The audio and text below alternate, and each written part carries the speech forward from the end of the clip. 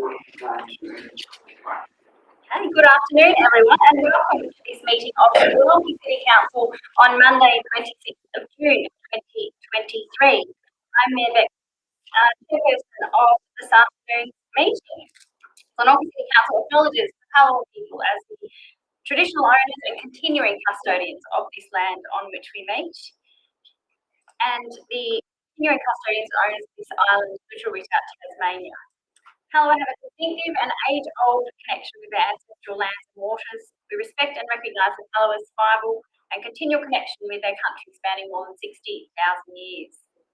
Joining me here in Council Chambers this afternoon is Deputy Mayor Sue Hickey, who's just had to step out for a moment. Councillor Molly Kendall, Councillor Fitz will be joining us shortly. He's just running a little late. Alderman Russell Yaxley, Alderman Josh Cockshut, Alderman Stuart Slade and Alderman Stephen King, and Council's General Manager Tony McMullen. We also have directors and our Executive Manager Stakeholder Engagement joining us, and a number of other council staff present with items relevant on this afternoon's agenda. Welcome to Council Staff and welcome members of the public joining us here in Chambers this afternoon. It's wonderful to see so many faces joining us here. Thank you for your interest in Council's agenda this afternoon, and welcome to people joining us via our live stream this afternoon as well. Before we open our agenda, I take this opportunity to make a statement about workplace health and safety. Glenorchy City Council takes workplace health and safety seriously, and this includes physical and psychological safety. We have a duty to ensure that a safe workplace is provided for our employees, elected members, contractors, volunteers and members of the public who are present in council workplaces. Council meetings form part of council's workplace, and it is expected that everyone who attends council meetings will behave in a polite and respectful manner. Council has endorsed a statement of intent, setting out we as elected members have agreed to conduct ourselves in representing the people of Glenorchy. In accordance with this, any disagreement should be expressed respectfully, remembering both during debate and in decision making, we are elected to represent and serve the people of Glenorchy and to make our city the best it can be. Finally, I note the open section of this meeting is being live streamed and an audio-visual recording of the meeting will occur in accordance with Council's recording of council meetings policy.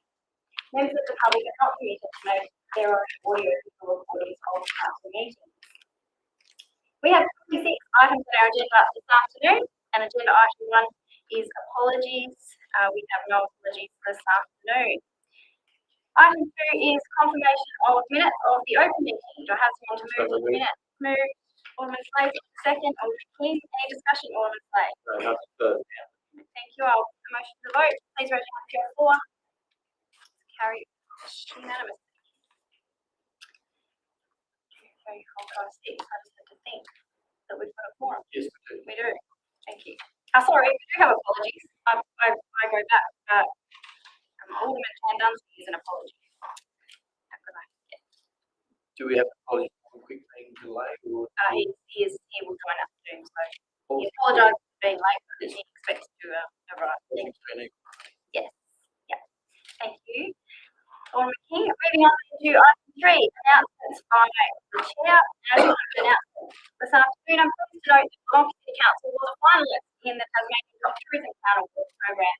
I thank Alderman Yaxley for representing council at the awards ceremony last week. We have a lot to be proud of here in Glenorchy, and I'll share the script that was used for the video voiceover to reflect on this. Visitors to Glenorchy can enjoy a wide range of experiences, from exploring stunning natural landscapes of the region to discovering the city's rich cultural heritage. Glenorchy is an ideal hub to disperse further into the southern region of Tasmania. The city is home to a range of world-class attractions, including the iconic Kunyani Mount Wellington, the MyState Bank Arena, and the Museum of Old and New Art, Mona, which is widely regarded as one of the most innovative and exciting museums in the world. Glenorchy also offers a range of outdoor activities for visitors to enjoy. The nearby Tosa Park and Mountain Bike Park, abundant wildlife and stunning natural beauty is a must visit for outdoor enthusiasts. The city of Glenorchy is centrally located to many of Hobart's major sporting facilities, such as the MyState Bank Arena and the KG5 precinct. Glenorchy, like the rest of Tasmania, has developed a reputation as a foodie's paradise with a wide variety of interesting places, restaurants opening up, showcasing the rich and varied population of the city. Our nomination also refers to local accommodation offerings and various microbreweries established around our municipality as well. So thank you to council staff who contributed to our nomination and to community members who voted for our victory. We do indeed have a lot to celebrate and be proud of here in our great city of North. Moving on to Article 4, pecuniary interest notification. Do any elected members or staff have any pecuniary interest tonight to note this afternoon? May I have an interest in items 10 and 11? Items 10 and 11. Note that. Thank you, Alderman Slade. Item 5 wants any other, sorry. No, Item 5 wants previous public questions taken on notice. We have quite a number of questions taken on notice and some lengthy answers included in our printed and online agenda, so I won't read them out given the length of time that will take. We had some questions from Mr. David Kirky. Thank you, Mr. Kirky, of Claremont in relation to the proposed development at 8 to 10 Main Road, Claremont.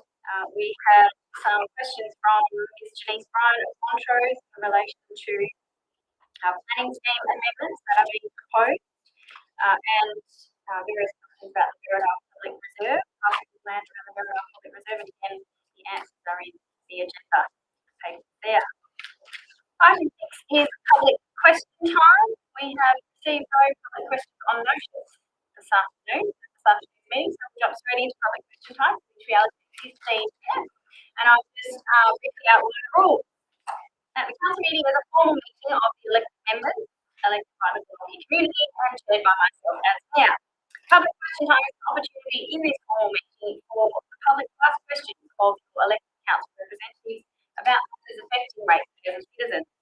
Question time is for asking questions, not making statements, but brief background explanations may be given for context, but comments or statements about council's activities are otherwise not permitted. I may put follow-up questions at my discretion, however, answers to questions are not to be debated with council. I may refuse to answer a question or may direct someone to stop speaking if I decide the question is not appropriate or not in accordance with those rules.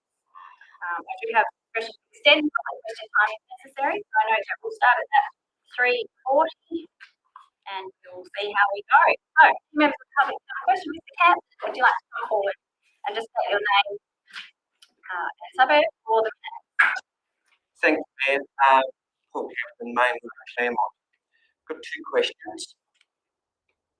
In the DPA meeting of 12th of August 2019, where 8 to 10 Main Road is still in the local business zone, the council said, I quote, this site is not appropriate for the greater range of business and retail services that be considered under the zone.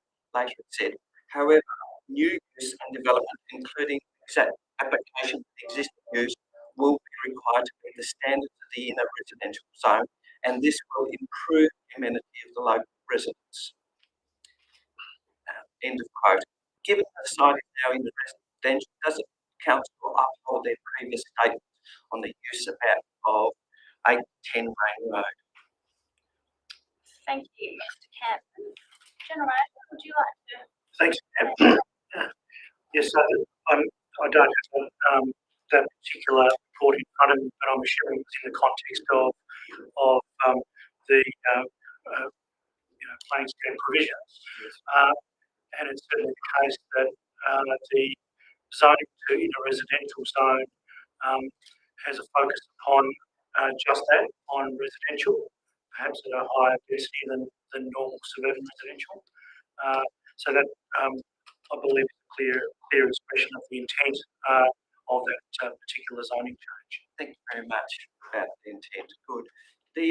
What reason did the developer or owner of 8 to 10 Main Road give for not being able to contain their development solely within the principal site, and what alternatives were considered by the developer or council to avoid using Crown land at 12 Main Road for private purposes so as to protect the amenity of the residents in Lady Clark Avenue?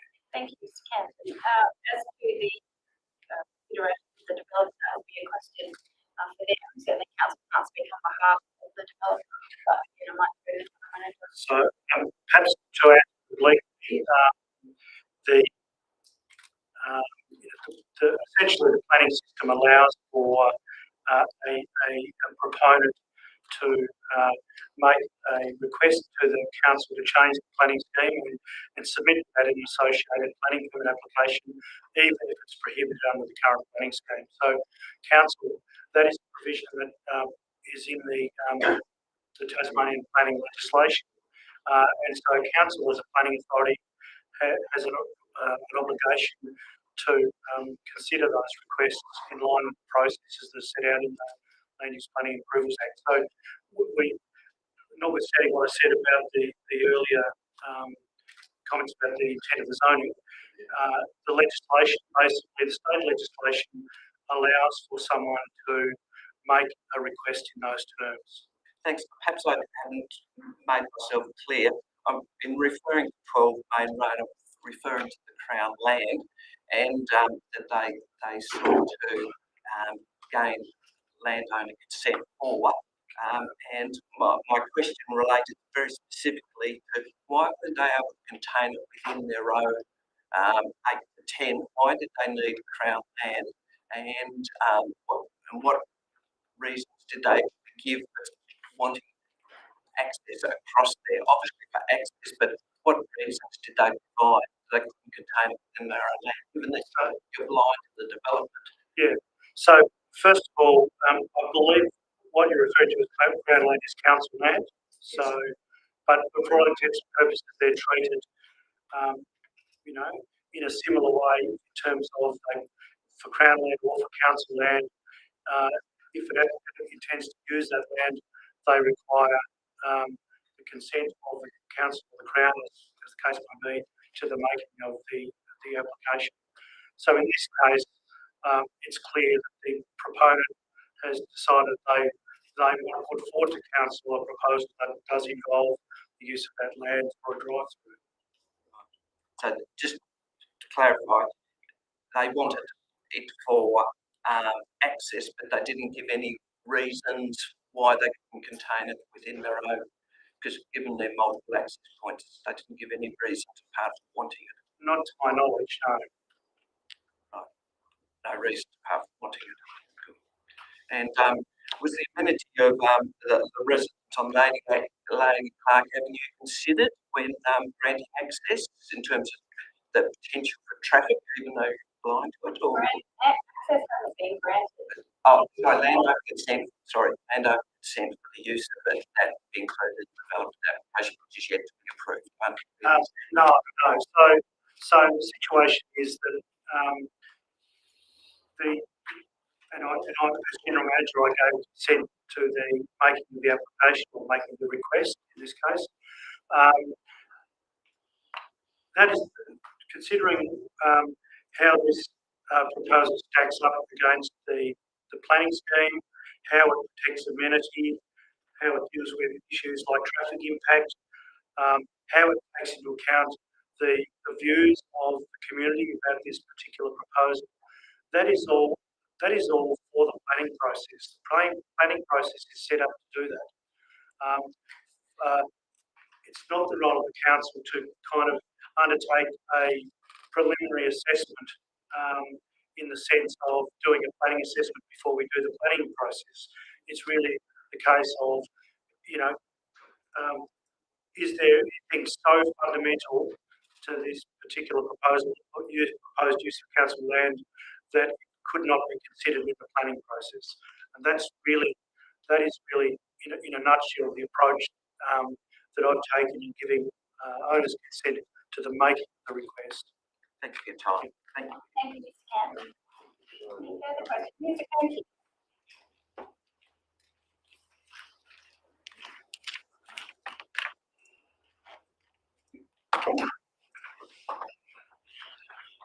Thank you, Mayor. Councillors. My name is David Cranky. I reside at 12 Lady Park Avenue, Claremont. Obviously, my questions might relate to the development application for the prohibited use on the property at 8 to 10 Main Road, Claremont. My first question, I just have a number, so I'll get going too long. In reviewing the development reports for 8 to 10 Main Road, there was no explanation for acoustic calculations, how they were derived, nor data set provided so they could be independently verified. Will Council be seeking the data sets and missing information from the developers to enable Council to form an opinion as to the reliability and accuracy of the data contained within such reports, thus enabling residents to also have the opportunity to have the data forensically examined? Thank you, Mr. Kirky. My understanding is that planning officers are working through the assessment of the application, and part of that does involve making requests for further information to applicants, and I think that's where the process is at this stage. So that could include a whole range of different information. I don't have those general manager or director on. So Council has issued an extensive additional information request, and that went out last week to the applicant. In terms of the specifics around acoustics, I'd need to take them on notice, but I'm happy to do so. Right, thank you. Will the group, McDonald's said they will provide us copies of reports, and they already have. Now, will Council be happy for us to agree a delegation of us to meet the council officers or town planning people, whoever, to discuss these reports? It probably depends on the stage of the process. So there is we are getting to petitions, I think, in the agenda. I think it's the next item. But clearly, we have a petition from Claremont residents in relation to the proposal, and we've got a report in relation to in item 20 on this agenda. And what it does is sets out the process that the planning legislation sets out for considering this proposal. And so there is the first stage of the proposal involves the officers having a look at whether council forms a view to even preparing an amendment about this. And that will go to the Glenorchy Planning Authority for a decision. And at that point, council, as in the planning authority, may decide either to prepare an amendment or not to prepare an amendment. If they don't prepare an amendment, then that's effectively tantamount to a refusal from council. If they do decide to prepare an amendment, then the process moves on to the next step, which is essentially it's publicly the proposal is publicly advertised, and it's at that point it really goes into the public domain, and there's an opportunity for representations, and those representations then need to be considered formally by council as part of the planning process. After that has occurred, council then needs to make a report under the legislation to the Tasmanian Planning Commission. So if it gets that far, if it goes that far in the process, we basically become effectively an applicant to the Tasmanian Planning Commission. The Planning Commission then will receive all of the information, and they will hold hearings in relation to the representations that are made. So there'll be an opportunity for formal hearings. Having said that, going back to the start of my explanation, if the planning authority decides not to prepare an amendment, then that is the end of the process. It's tantamount to a refusal. However, the proponent has the ability to go effectively to seek a review from the Planning Commission about the process by which council came to its decision. So it's a bit of a complex process. I know that's creating a bit of confusion, but it's important to make it really clear that because it does involve a change to the planning scheme, it is more rigorous than your normal assessment of a planning permit application, because obviously you're doing something much more serious, which is potentially changing zoning or provisions in a planning scheme. All right, I appreciate that. Yeah, we do understand the process. That's been a long, protracted education, I suppose. But the question I'm aware, and I've been dealing with mayors and other local authorities as well, often the expert reports are, are not very good. They're very biased, and they shouldn't be. They're very focused on the applicant and the developer. Now we would and we will, for instance, examine all the reports. We just like to think that we can have the opportunity to have a little bit of input with council representatives in the process before everything goes to, recommendations. I mean, if that is at all possible, that's the point I'm trying to make.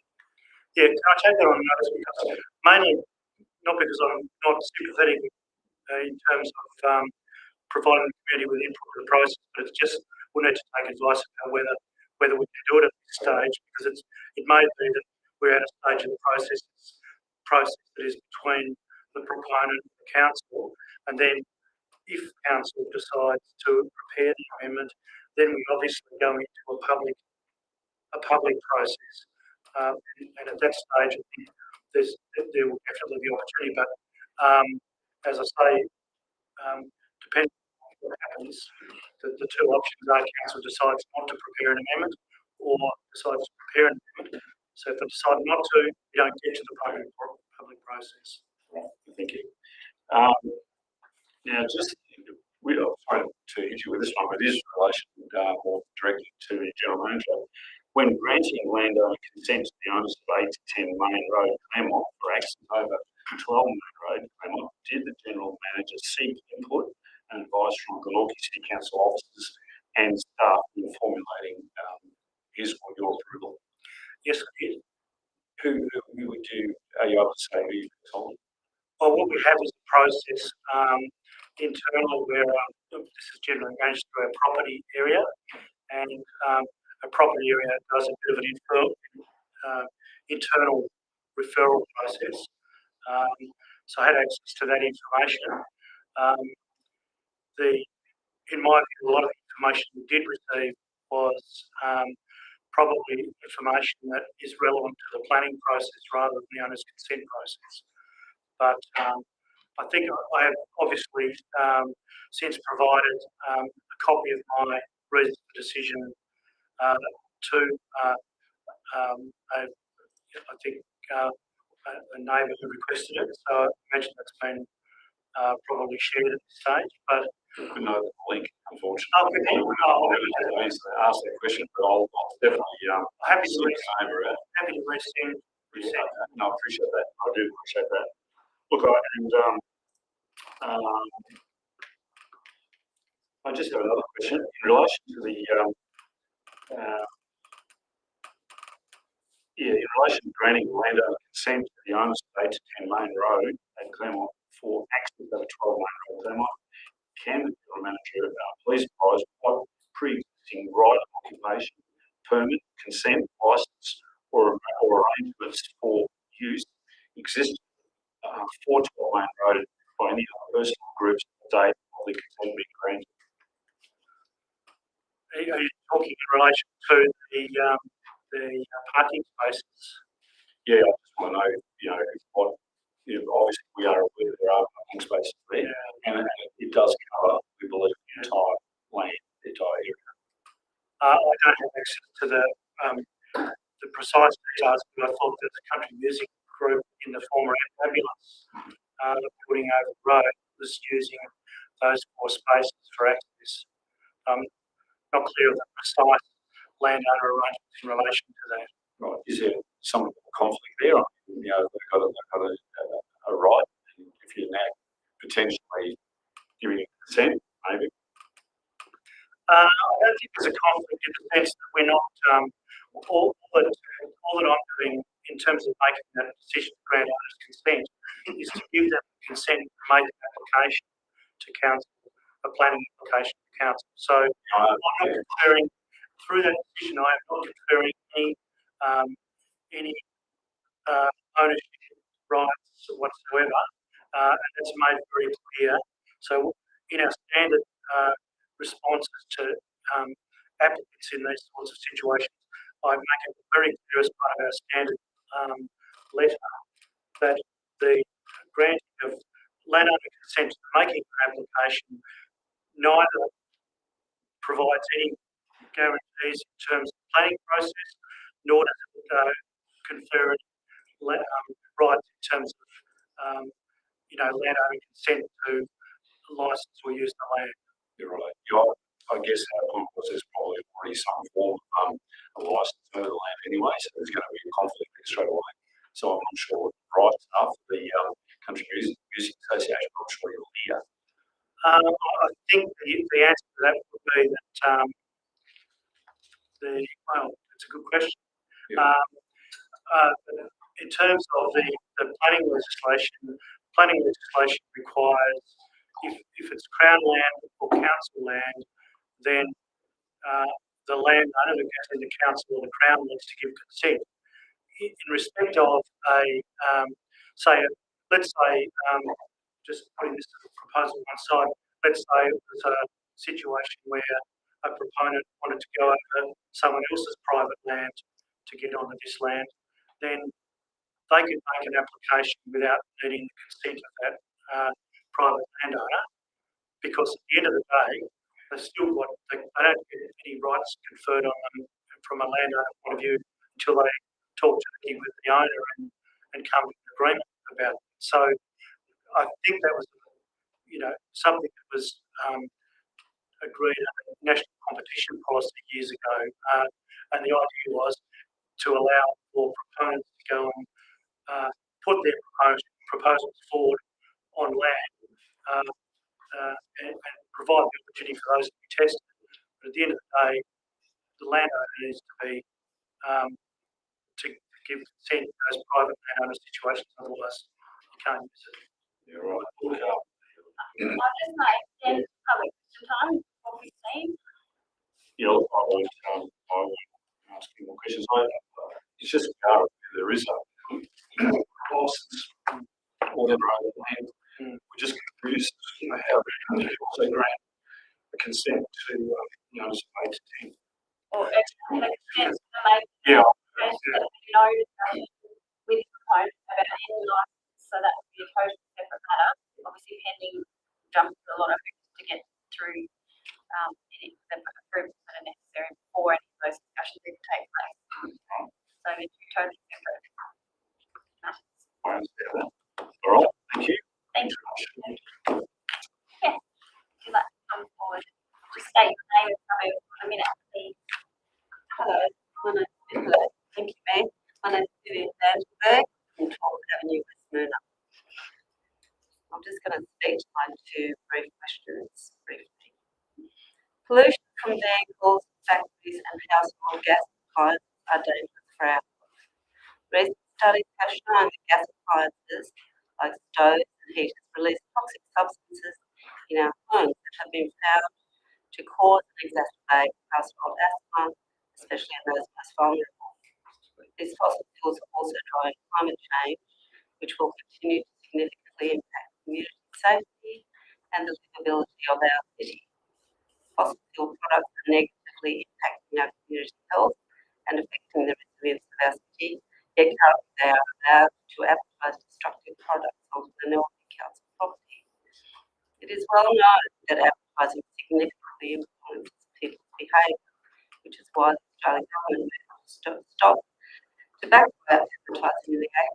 Glenorchy Council's own advertising policy, advertising councils within council property, that's what it's called, states that it will not authorise any advertising devices on council property that are directly associated with alcohol, tobacco or gambling.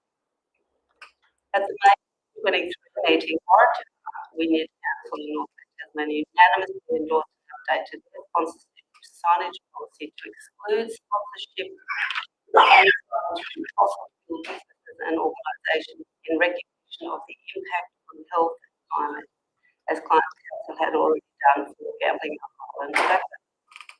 So my questions are, one, I asked the Glenorchy City Council to show the same leadership in updating your advertising devices within council property policy and other relevant policies to exclude advertising from coal, oil and gas products or companies on any council controlled signage or property in recognition of their impact on health and climate. Do you want to hear my second question? Yes.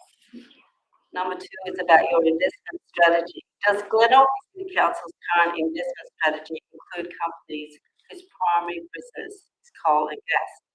If so, would Council consider divesting from these funds and only invest in funds that do not promote unhealthy or environmentally damaging products or activities? Thank you, Ms. Berg. I think we'll probably have to take those on notice in the review. I do. We'll take those on notice. Yes, thank you for your question. Mr. Oldham. I'll try to do on the stage and I'll try to keep the question short. I know you're running tight on time now, you've had a pretty long question time, very long winded question. Okay, so quick outline around my questions they relate to 3 items. Wilkinson's Point, the proposed sale of land that you're looking at, and they tie in with those questions tie in with potential rate increases being advertised in the community and was advertised and mentioned in the Mercury. So I'll get straight to the point of my questions. So my first question relates to Wilkinson's Point. So as part of the deal of the sale of Wilkinson's Point and the stadium formerly known as DXB, now Westgate Arena, my understanding is Council has given a commitment to complete infrastructure works, including works on Lloyd Road at a cost of approximately $2 million. Is that true and correct? Yes, that's true and correct. Okay. Question 2, is this commitment of $2 million a fixed cost to Council? General Manager. Through you, Mayor. Yes, Council, as part of the negotiation with the state government over the sale of Wilkinson's Point, agreed to a $2.4 million contribution to the upgrade of the road, which would be diverted from current location to swing round behind the deck and then it'll effectively run along the back fence of the property. Right. So yes, that is a fixed cost contribution. We were very careful to make sure that it was a monetary amount and not a commitment to do the work. It was very much an agreement for a $2.4 million number. Right, thank you. And as I should add, it does come from the proceeds of the sale of the former Derwent Entertainment Centre. Yeah. Because very little is happening on the site at the moment, obviously costs are low out, things cost more along the way to complete. Who has any blowout cost with regards to Council's commitment to provide the infrastructure there? Obviously, sewage upgrade, realignment of Lloyd Road. So who will bear the cost of any blowout in costs? In terms and will you fund those costs and seek reimbursement, or do you just stop paying once you hit the $2.4 million? Through there, so we've agreed to $2.4 million a contribution to the rerouting of the road. That is it in terms of our agreement. The situation with the remainder of Wilkinson's Point is that, as you might recall, Council made a decision to retain the Gasp foreshore walkway and also the area at the end of Wilkinson's Point. And then, as part of the deal, continuing on, Council still maintains Lloyd Road, around the other side, back around to Goodwood Road.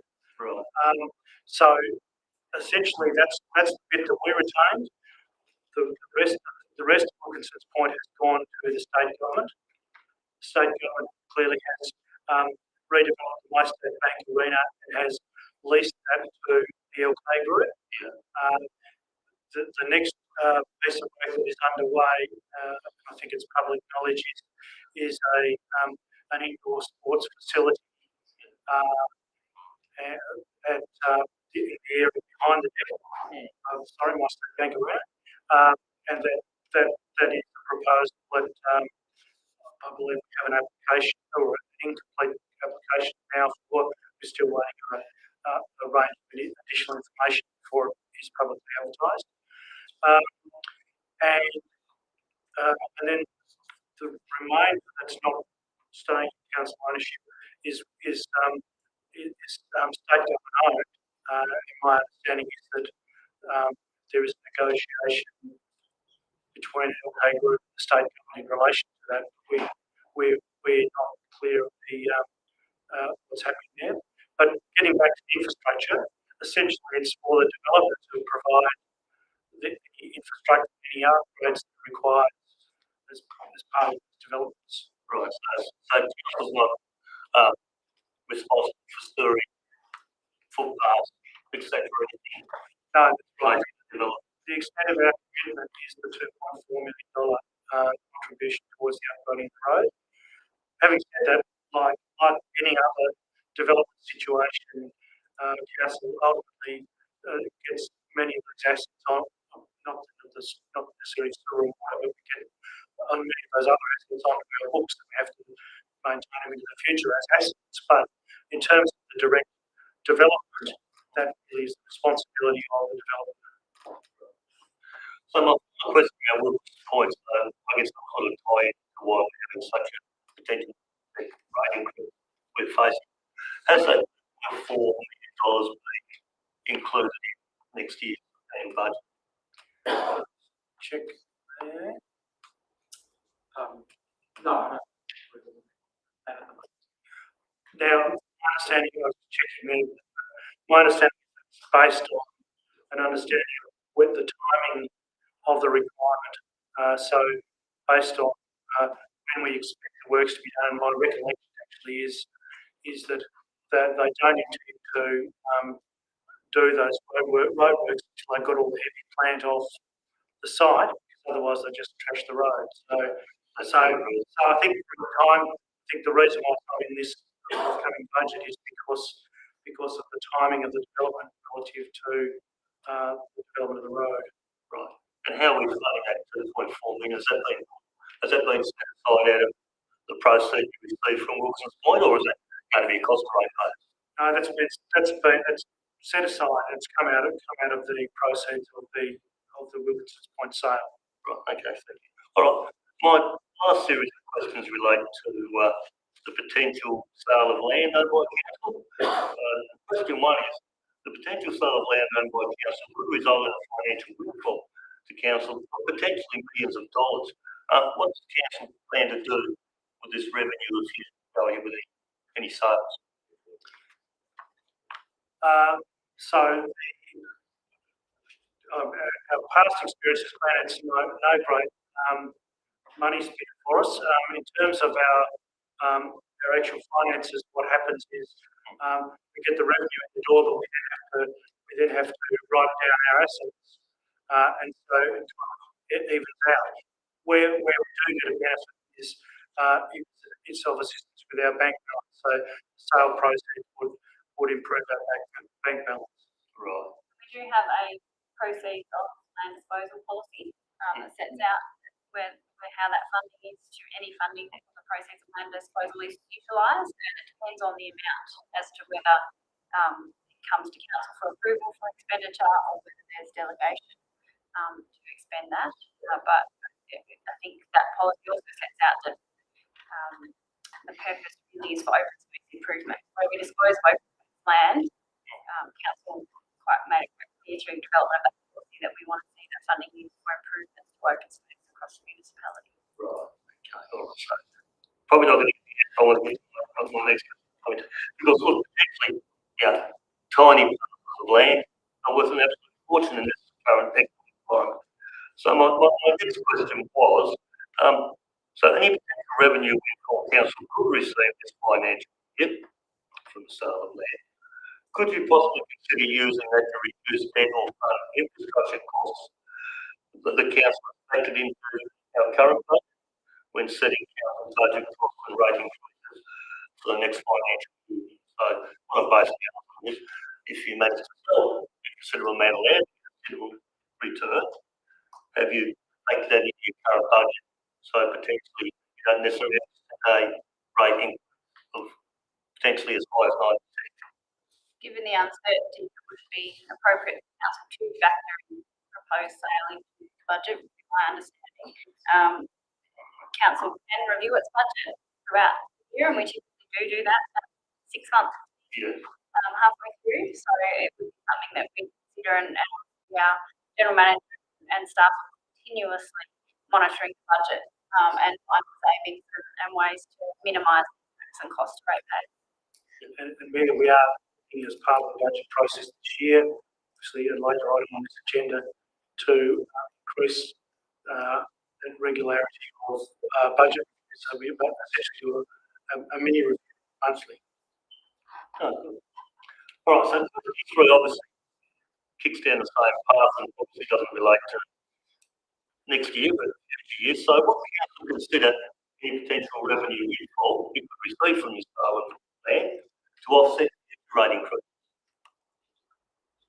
Once again, we'll come next year when we're having budget discussions, we'll have to assess our financial situation and make decisions accordingly. But I think it's fair to say every single budget discussion I've been involved in, the elected reps around the table are pushing staff very hard to make sure the rate rises proposed is as minimal as possible. So I understand that because everybody seems to be coming at the rate pay in the community now. You look everywhere, everybody's hitting everybody with 10, 20, 50% increases. no copying it through. Yeah, I know. Okay, let's move on. Does council have an estimate of what the dollar value of the revenue potentially through the investigation is currently undertaking to sell council land? So you've identified, I came to the last council meeting, you've identified a number of sites. Have you valued each and every one of those individual sites to give council and you, the alderman, some idea of what the dollar value of each and every one and the combined total of these land sites are? Not each and every one, because it would be irresponsible use of ratepayers' money to be getting valuations on properties when we haven't been through the Section 178 process to actually determine that we will dispose of it. So obviously each of those investigations are at different stages. Some of them the Section 178 process has commenced, others it hasn't. So there would be a point in time where it's most appropriate to obtain those valuations, again trying to minimise any cost involved. Right. So if you decide to proceed to a Section 178 and sell a parcel of land, one would assume you would get that land valued prior to selling. Yes, that's right, absolutely. Okay, thanks. All right, no further questions. Thank you, Mr. Alderson. Mr. Steenbergen. I'm a bit guilty. That's okay, I will extend public question time for another 10 minutes to 4:25. I'm Eddie Steenbergen and I live in Maryside Road, and I'll keep this brief because it's been a long session. I'm going to change the subject completely. Last week, Council had a win in the Supreme Court relating to the McGill Rise situation. Can you tell us about that, please? Certainly.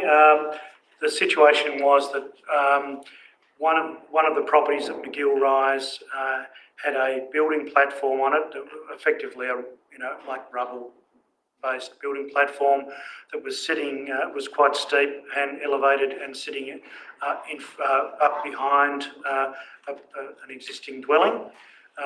Council took the approach of issuing a building notice on the developer to remove that building platform. The developer removed most of that building platform, but not all of it. He then took us to the Tasmanian TASCAT, the appeal tribunal, and that process discontinued when he made a commitment to remove the rest of the rubble, if you like, the rest of the fill. He subsequently didn't do so, so council prosecuted him in the magistrates court, and he was found guilty, and he then appealed that to the Supreme Court, and that was the decision last Thursday was to find that there was no grounds for a successful appeal. So effectively, council has won that argument. I believe now that it now goes back to I haven't seen the decision. I should hasten to add, but I understand that the process is that it would now go back to the magistrates' court for a consideration of the penalty that might apply, and I understand the maximum penalty that could apply is $8,000. Thank you for that. To change the subject again, in the agenda tonight we have a waste management strategy progress report. But I noticed in there's not a single mention of recycling. There's plenty about the landfill, etc., but nothing about recycling. Does council have nothing to say about recycling? I'm sure I remember referencing there to recycling at sporting clubs being an action, a specific action. So it surprises me to hear you say there's nothing in there about Well, recycling. when I say nothing, there's nothing of substance in there. Okay. I mean, there's data about landfill, no data about recycling, Right. Okay. how much, etc., etc. I might ask our Director of Infrastructure Works to talk about council's initiatives in relation to recycling. Thank you, Mayor, for you. There may be inadvertently in there because there's a few initiatives that council's undertaking, like extracting gas. So gas extraction is a form of recycling because rather than let it go into the atmosphere, we're capturing that gas and burning it, turning it into electricity and putting it back into the grid. We're keeping out green waste. We have a separate stockpile that is actually then washed down and then taken away and turned into... Sorry, I can't be rude. No. I suppose what I'm really getting at is the dual section set up, where all the recycling is. Okay, sorry. That's So I guess we haven't mentioned that in our waste strategy because that is actually run by Cleanaway. So it is a independent contractor that collects the recycling through the curbside bins and takes it to that facility where they do the separation. It's not a council-run facility. The council provides the collection service. Have a joint contract. So are you saying that council has no statistics or data about the amount of stuff that goes to Derwent Park and how much is recycled, etc.? Through you, Mayor, the Southern Tasmanian Regional Waste Authority that's been recently established is now managing, or very soon to be managing, a contract for recycling, which all 12 Southern Regional Councils are part of. And Cleanaway won that tender, and through the Regional Authority we will be getting data provided on the amount of recycling, like, you know, broken into the different products, plastics, glass, cardboard. We will actually be getting that soon, so it's not quite in place. We could directly request from Cleanaway those sort of figures or data sets, but I know that they will be providing that through the Regional Authority, which will provide each council that data through quarterly reports, I believe. Will the council release that? Or make that data public? Yeah. We have some.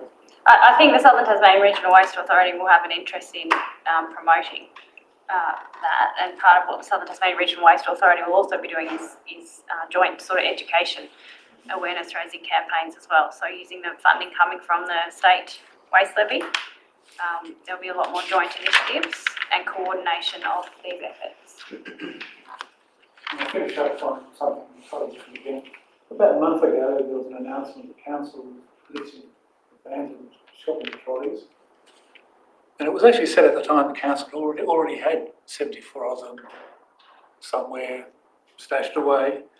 And the supermarkets had to pay $100 to pick one up. Have those supermarkets collected their 74 trolleys? Yes, they paid the ransom And and they released the paid- trolleys. And did they pay the full $100? Yes, that's my understanding. Is that right, Director? Through Mayor, we ended up with 211 trolleys, and each of the supermarkets that we collected the trolleys from, or we only collected from public land that the trolleys were abandoned on. So there was Coles, Woolworths and Big W. All three have collected the amount that was when we at the end of the month when we wrote to them. So whatever we had collected at that time, we'd notified each of the supermarkets they have paid, but since then we have collected more, so we'll be doing another invoice at the end of this month. Does council see this as a new revenue stream? Cost neutral. Through Mayor, not necessarily revenue stream, but it is a deterrent. Some actions have come out of this that is reducing the issue of abandoned trolleys in the public streets. So Coles have upped their own collection service, so they've got contractors collecting. So have Woolworths. They've got a youth that's going around collecting trolleys early in the morning. A couple of trolley bays have been installed outside taxi ranks. Another one's potentially coming. They've updated all the braking rules on their trolleys over at Northgate. So quite a few things have come about from this, which we're quite pleased about, because it's not necessarily the collection of the funds that we wanted to do. It was more of the deterrent to incentivise putting other things in place. It's not something we, want to have to do continuously, because obviously it just takes council officers away from other activities and cleaning up the CBD in other areas. So we want everyone to play a role in keeping our CBD safe and tidy. So very briefly to finish, so you don't want to keep doing this. Is there an end date for this, please? We couldn't possibly reveal that. We've given away our secret. Okay, thank you. We'll be monitoring it ongoing, is what I would say. Yeah. Thank you. So, I've just got a short clarifying question. Sure, just come forward just for the purpose of the microphone. I just wasn't quite sure I got everything straight from the general manager before about the landowner consent. I'm sorry I just want you to clear one point up. Just before, so just Pauline Elliott. Yes, from Pauline Glenmore. Elliott, Yeah, yep, thank sorry. you. Given you made the decision for landowner consent, was the country music agreement with the Glenorchy City Council just for the forecast spaces or for the whole, or does it cover the whole Crown land on number 12? I'm not clear of the answer there, but the director can answer that. Yeah, through you, Mayor, it's the car parking area. I think it might be more than 4 spaces. Oh, it's just that the general manager said 4, so I'll just check. I think it was There's more, is it? banks of 4, so there's Right. front and back. But it's not over the whole council land. Because I was given to believe it was for 716 or so square metres, which sounded like an enormous bit of land. Through you, Mayor, I don't believe it's the parcel of land. I don't think that strip of land is quite that big. It is, it's quite big. Perhaps I can measured we clarify that, take it on notice? Yes, certainly. Provide some clarification. I've got a receipt. Sorry, 741 metres squared, it says. So, yeah, the receipt. Take that on notice and we'll provide some clarifying information. Thank you. If members of the public have asked a question tonight and you do have your questions typed up, it would be really appreciated if you could email those through to us. It takes quite a bit of transcribing. So if you do have a typed up copy that you could share, it would save our minute taker a lot of time. Thank you. It is 4:26, so we might move on unless anyone has a question they are desperate to ask. No? Okay, thank you, members of the public, for your questions this afternoon. Moving on to item 7, petitions or deputations to address a council meeting. General Manager, are there any? Mayor, we don't have any new petitions, but we do have a report on a petition that we tabled last meeting as item 20 on this agenda. Thank you, General Manager. Moving on to item 8, activities of the Mayor. We have a recommendation that Council received a report about the activities of myself during the period 22nd of May to 18th June. Do I have a mover for this one? Alderman King, someone to second. Alderman Yaxley, any discussion? After that question time, Mayor, it's almost out of date. Sorry, that was a little bit of humour, if I could be so bold. No, it's been busy as usual. Okay, thank you, Alderman King. Any discussion? No, I'll put the motion. Please raise your hand if you're for. Carried unanimously. Moving on to item 9, Tasmanian Housing Strategy Exposure Draft. We have a recommendation that Council authorise the General Manager to make a Council submission on the draft Tasmanian Housing Strategy within the parameters outlined in this report. Do I have someone to move as a motion? Alderman Yaxley, someone to second. Councillor Kendall, Alderman Yaxley. Through you, Mayor, thank you. I just want to firstly thank the planning teams for their outstanding effort and feedback provided for the housing strategy. I feel that the past one, the affordable housing strategy over the past 10 years, hasn't probably seen the best results. And it's my hope that obviously the Tasmanian housing strategy run by the Homes Tasmania delivers for the entire industry, not just the individual silos that have the loudest voice. So it's a good step forward. And council's obviously housing statement clearly outlines and defines our role and responsibilities. And our team has provided some excellent points of feedback in the first submissions, of which some has been addressed, and yet some important aspects, I believe, haven't been addressed as yet, and which they've outlined. And I just want to put some examples out there in terms of the action plans for migrant housing. Obviously, we have a 1 in 5 of our Glenorchy residents have a migrant background, and it's important that we have a set of actions to integrate a growing migrant population.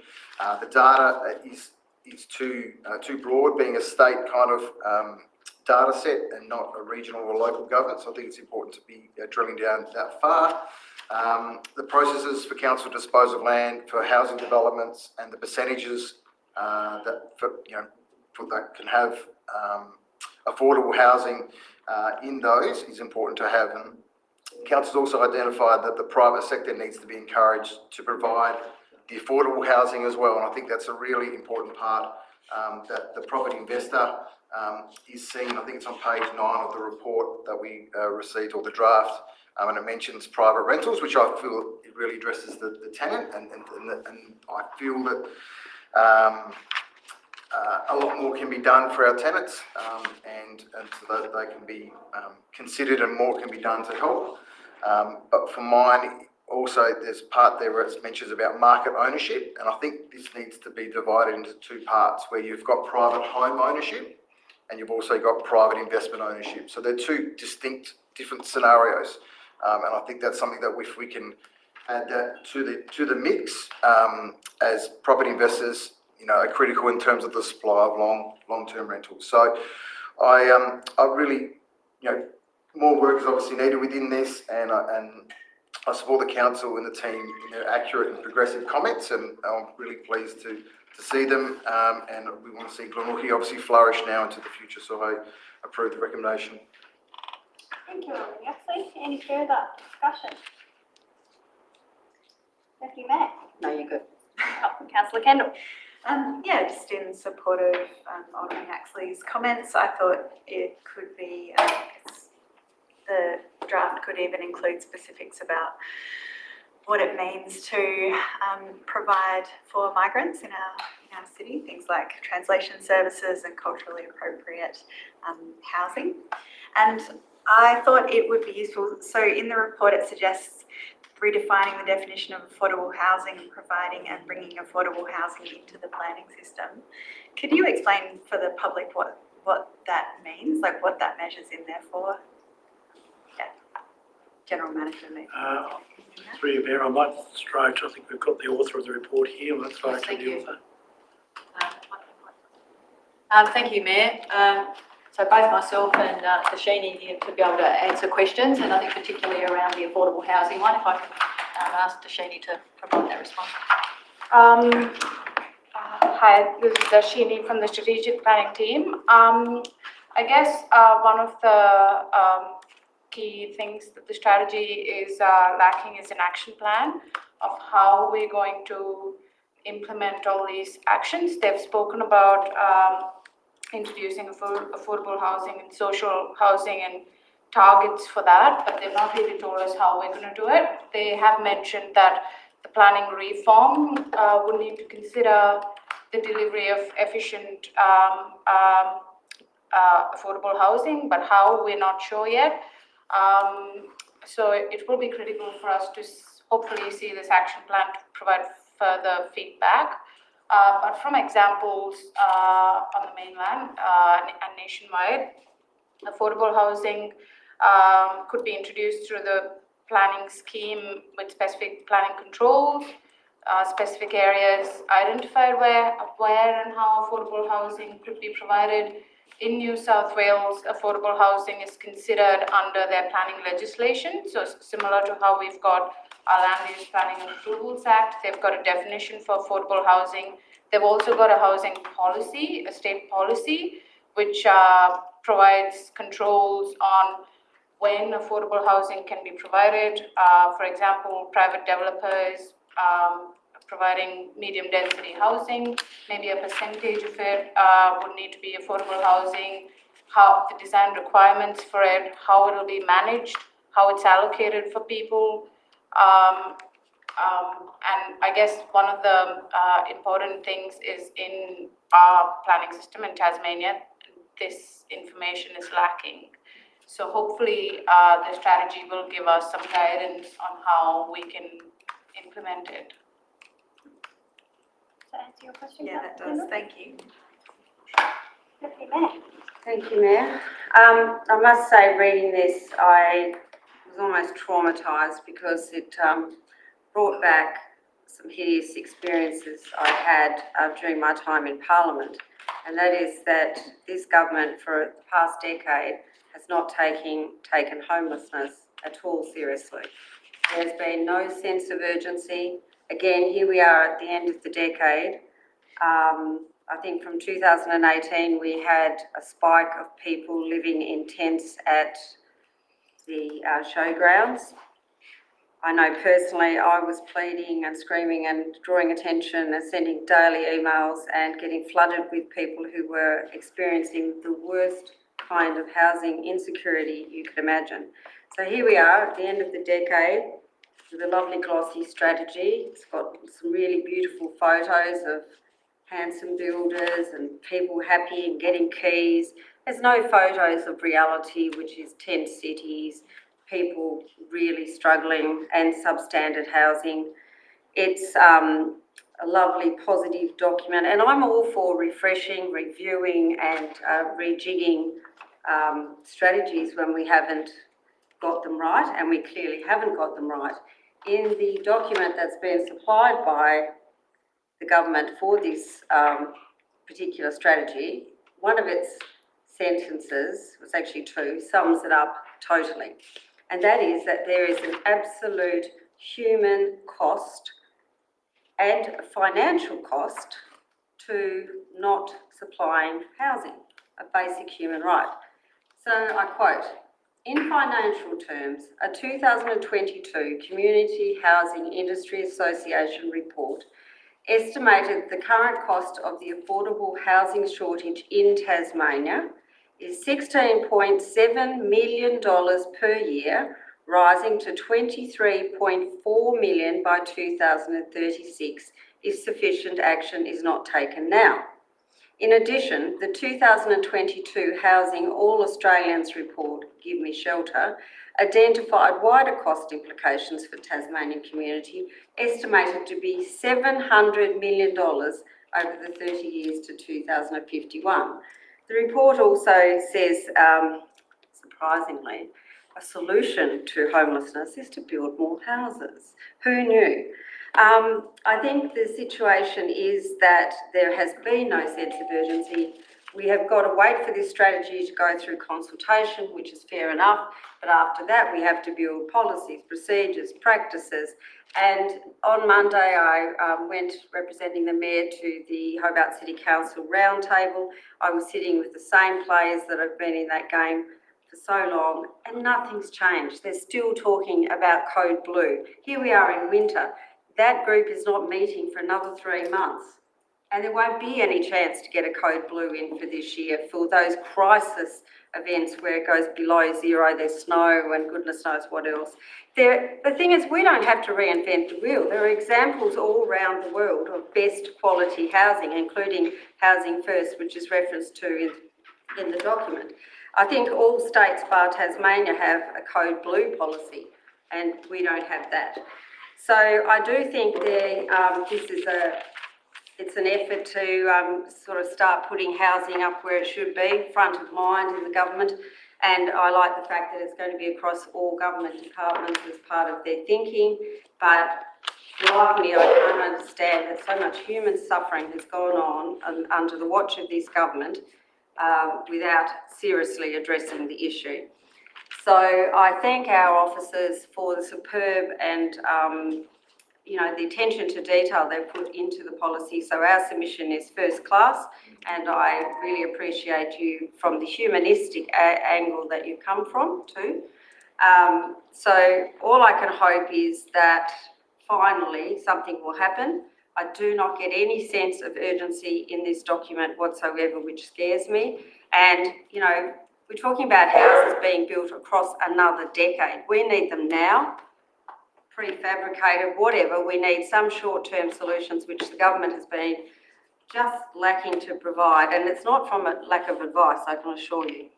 So I hope they can get on with it, but I think the response that I always got was there's no votes in homelessness, and so I wouldn't be surprised if this doesn't get elevated any higher than to where it's got.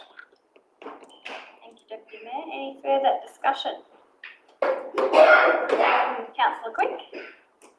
My apologies, ma'am. That's okay. Thank you. I will just add briefly to the comments around the table. I too appreciate the efforts of council officers in putting together this really well considered feedback to contribute to what is a really important strategy going forward, as is action on the ground, as the Deputy Mayor has mentioned. We have provided feedback on a number of different strategies and planning reform processes in recent times with the aim of increasing the supply of housing. It does take significant council resources to do that, and we do that in line with our statement of commitment on housing, which is really important that we are making contributions to these particular policies and strategies and reviews. What we do need though is for that feedback to be heard. It can be really soul destroying for councils, for officers to be putting feedback forward and feel like it's not heard. So I really hope that this will be taken seriously, this feedback that we are making. The concept of delivery of affordable housing, part of the feedback we're providing needs to also include the private sector, and I think that's really important, and that goes to the point that Alderman Yaxley made. We're doing what we can as a planning authority to seek to make amendments to the planning scheme to enable more medium and higher density housing in appropriate areas in our municipality, but there also needs to be some level of incentivising the private market to be able to use those planning provisions to deliver that new way of doing housing, that more medium and higher density that we are trying to provide for.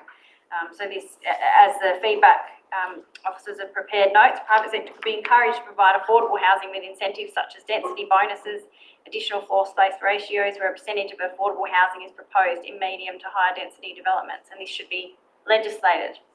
Really, some really good feedback that we are providing through this particular submission. And as I say, I just hope that it is heard, and I think it's probably worth us meeting at some stage with Homes Tasmania to hear from them what they are aiming to achieve and how we can work together with them effectively, knowing that we all have a role to play, even down to the individual level, by being YIMBYs, saying yes in my backyard. We each have a role to play individually and at every level of government to make sure everyone has a roof over their head. So I'm really pleased to endorse in principle a submission being made in line with the terms set out in the report before us. And again, I look forward to seeing this strategy progress. Do you have a question? Mayor, can I just ask the officers here? I know I've read this over several nights and I think it's in there, but I just want reassurance that we have asked that some sort of timelines of deliverables have been put into the actions. So that we can sort of say, X number of houses by year one, X number of houses by year two. I think it didn't include an action plan at this stage. I think that's one of the pieces of feedback, isn't it? Is there a That's possible correct, Mayor. way of, stressing this urgency? It hasn't included any, there's no action plans, and we've been in consultations with TASCOS, Local Government Association of Tas and Shelter Tas over the last week to understand more fully about the action plans and what that may look like. The advice from Legat today was that that the indication is that the action plans will be developed without the consultation that's been afforded for the strategy, but we will be putting forward a very strong case for the strategy doesn't show any deliverables. Yes, we appreciate it's a strategy, but there's no target. And there's no target. One of the pieces of advice from one of the peak bodies is to put the targets against our data, like census data, not a target of we'll be delivering 1,000 houses this year or 10,000 houses over a period of time. It's to the population. So we are forming that argument, and it will be put forward in the submission with regard to targets. So supplementary question, which is going to sound really odd because I'm bound I to hope that ask. answered that. Yes, as I'm bound to ask it as a question. But given that they plan to build 10,000 homes in a decade, and we're already 4,000 odd people and houses short, it doesn't make sense, you know, that 1,000 houses a year is going to even remotely address the existing problem. Yes, through you, Mayor, I confer that that's is about putting the targets, and if we're slipping behind the target, then it's about being able to reset those targets. Thank you. No further discussion. Go back to the mover. All the nothing to close debate. I'll put the recommendation to the vote. Motion to the vote. Please raise your hand if you're for. It's carried unanimously. Item 10, draft reflect reconciliation action plan. Recommendation council authorise release of the draft reflect reconciliation action plan for community engagement. Moved. I declared interest. Sorry, you declared an interest. And the next one. Yep, we will get you back after item 11. Left meeting at 4:44. Have someone to move this as a motion. Councillor Kendall, someone to second. Alderman Yaxley, Councillor Kendall. Yeah, so this is a recommendation to release our draft reconciliation action plan to the community. It's been a fantastic process, very eye-opening for me. A lot of the things that I read, you know, that are action points coming out of it, which has really very much been community-led, are things that I probably would have judged, you know, as a little bit sort of tokenistic before really understanding from an Indigenous perspective, like things like the artwork that we're commissioning and the lobby and things like as simple as flying the Aboriginal flag. Those are kind of things that I would have judged before going through the process, and really understanding that those are really fundamental things for a sense of cultural safety for First Nations people when they walk into a building. So I've really appreciated the process, and I look forward to opening this to the community for their thoughts. Thank you, Councillor Kendall. Any further discussion? You just want to make a comment and sort of in the same of comment in terms of what Councillor Kendall's made, is that certainly the reconciliation process it forced me to stop too, and something that I'd probably had internal and prejudices and things that have been ingrained in me over my entire life, and being forced to, not forced, that's not the right word, but I guess reflecting on my own thoughts and perceptions of my own mindsets, you know, choosing to actively engage in it, to stop and to hear, and not to have to try and justify things was a really important step to take. I was very challenged, and I think it's brought about a new way of understanding and our Aboriginal people and our community in a fresh and new way. And by no means am I perfect or have achieved anything really, but I think it's progress, and I think that's part of this action plan, is that we see progress towards true and meaningful reconciliation. So I guess my comment would be is that I ask the community to engage in that same kind of way, to stop, reflect, and take positive steps towards a better future. So, thank you. Thank you. Any further discussion? Councillor Quick. In another life, I managed to visit, I think, just about every Aboriginal community in Australia, looking at problems in a federal sphere. but sadly I didn't really know who the elders were in my own town.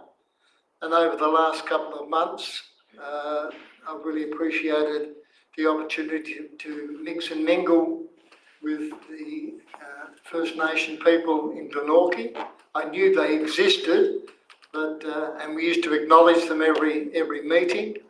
But visiting Carity and Laprena, it's been really a really eye-opener, and I think we can do lots to support their endeavours because they're at the coalface. And I'd like to thank the staff who have been instrumental in building the bridges that we are now crossing. So I endorse this wholeheartedly, and it's not before time. Wonderful, thank you. Alderman Cockshutt. Thank you, Mayor. I echo all my fellow aldermen and councillors' comments. I think it's the first stage of us going on this journey, working with our First Nations people. Obviously, we're in the reflect stage, so looking forward to working together with all our First Nations communities to make Glenorchy a better place and feel that sense of pride and belonging with all of us. And obviously, we've got a long commitment to Aboriginal Australians. Obviously, statement dates back to 1997. So everything going on at the moment, I think it's a great time to get the Reflect wrap up and going and look forward to seeing how it evolves over the coming years. Thank you, Mayor. Through you, we're a progressive and open-minded council, I think, and I think this is progress. It's that simple. Thank you. I agree. I'm very pleased to support this motion and put our draft Reflect wrap out to the community for their feedback and their thoughts. And I really do hope that people will take an interest in what is a really topical matter at this time.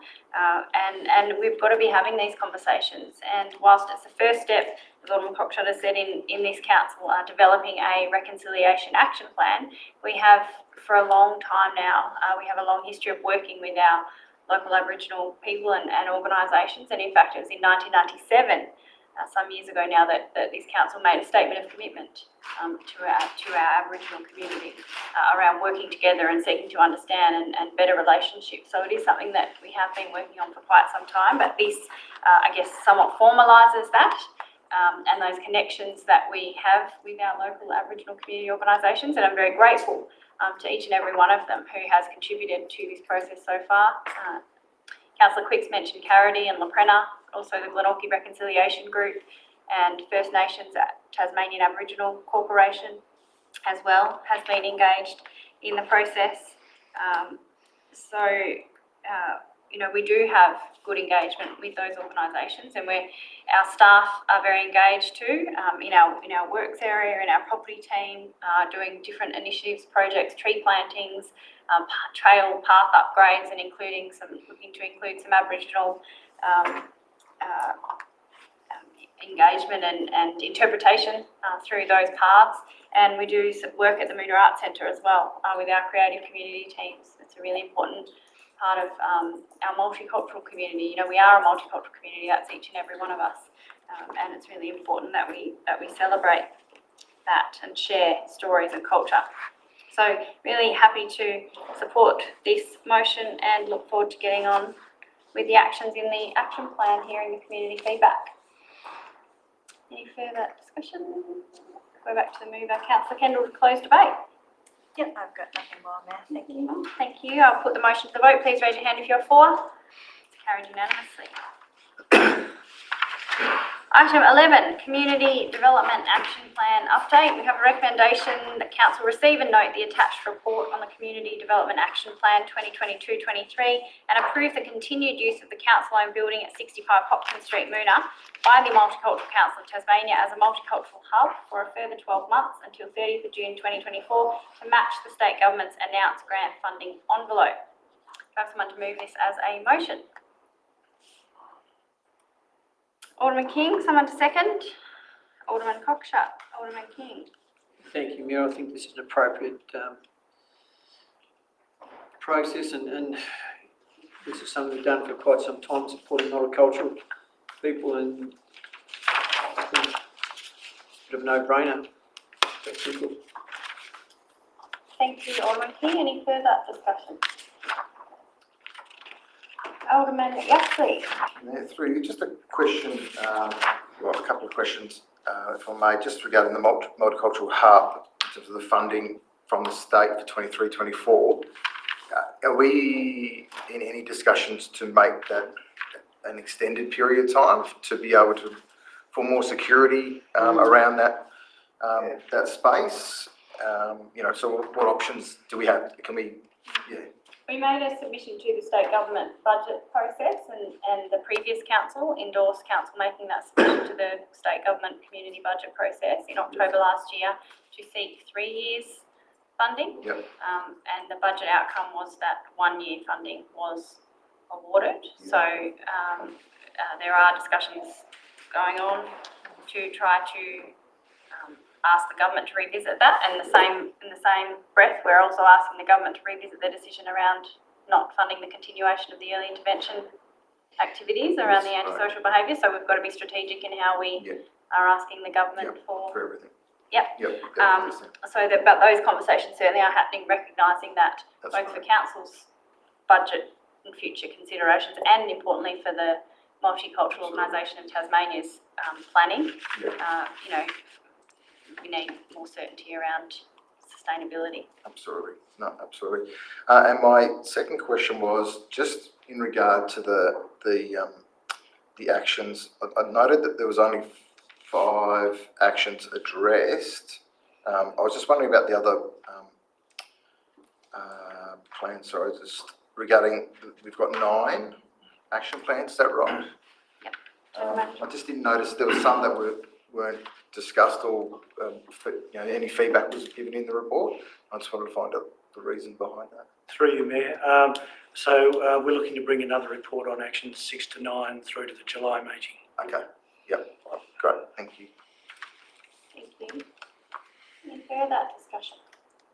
Thank you, Mayor. I'd just like to acknowledge the officers because we've got such a tiny little team doing all this work, and I think they're good value for money.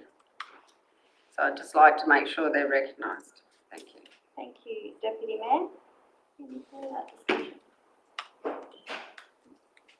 I must admit, I did have some concerns around the MCOT recommendation coming to us at what I feel like is the 11th hour without sufficient background information to be making a decision. And whilst I totally support the activities and the work of MCOT and what they deliver to support our multicultural community and council's investment in providing the in-kind rent, the building in kind, and the other support that we provide with maintenance of the property and our council officer support for some of the programs they run as well.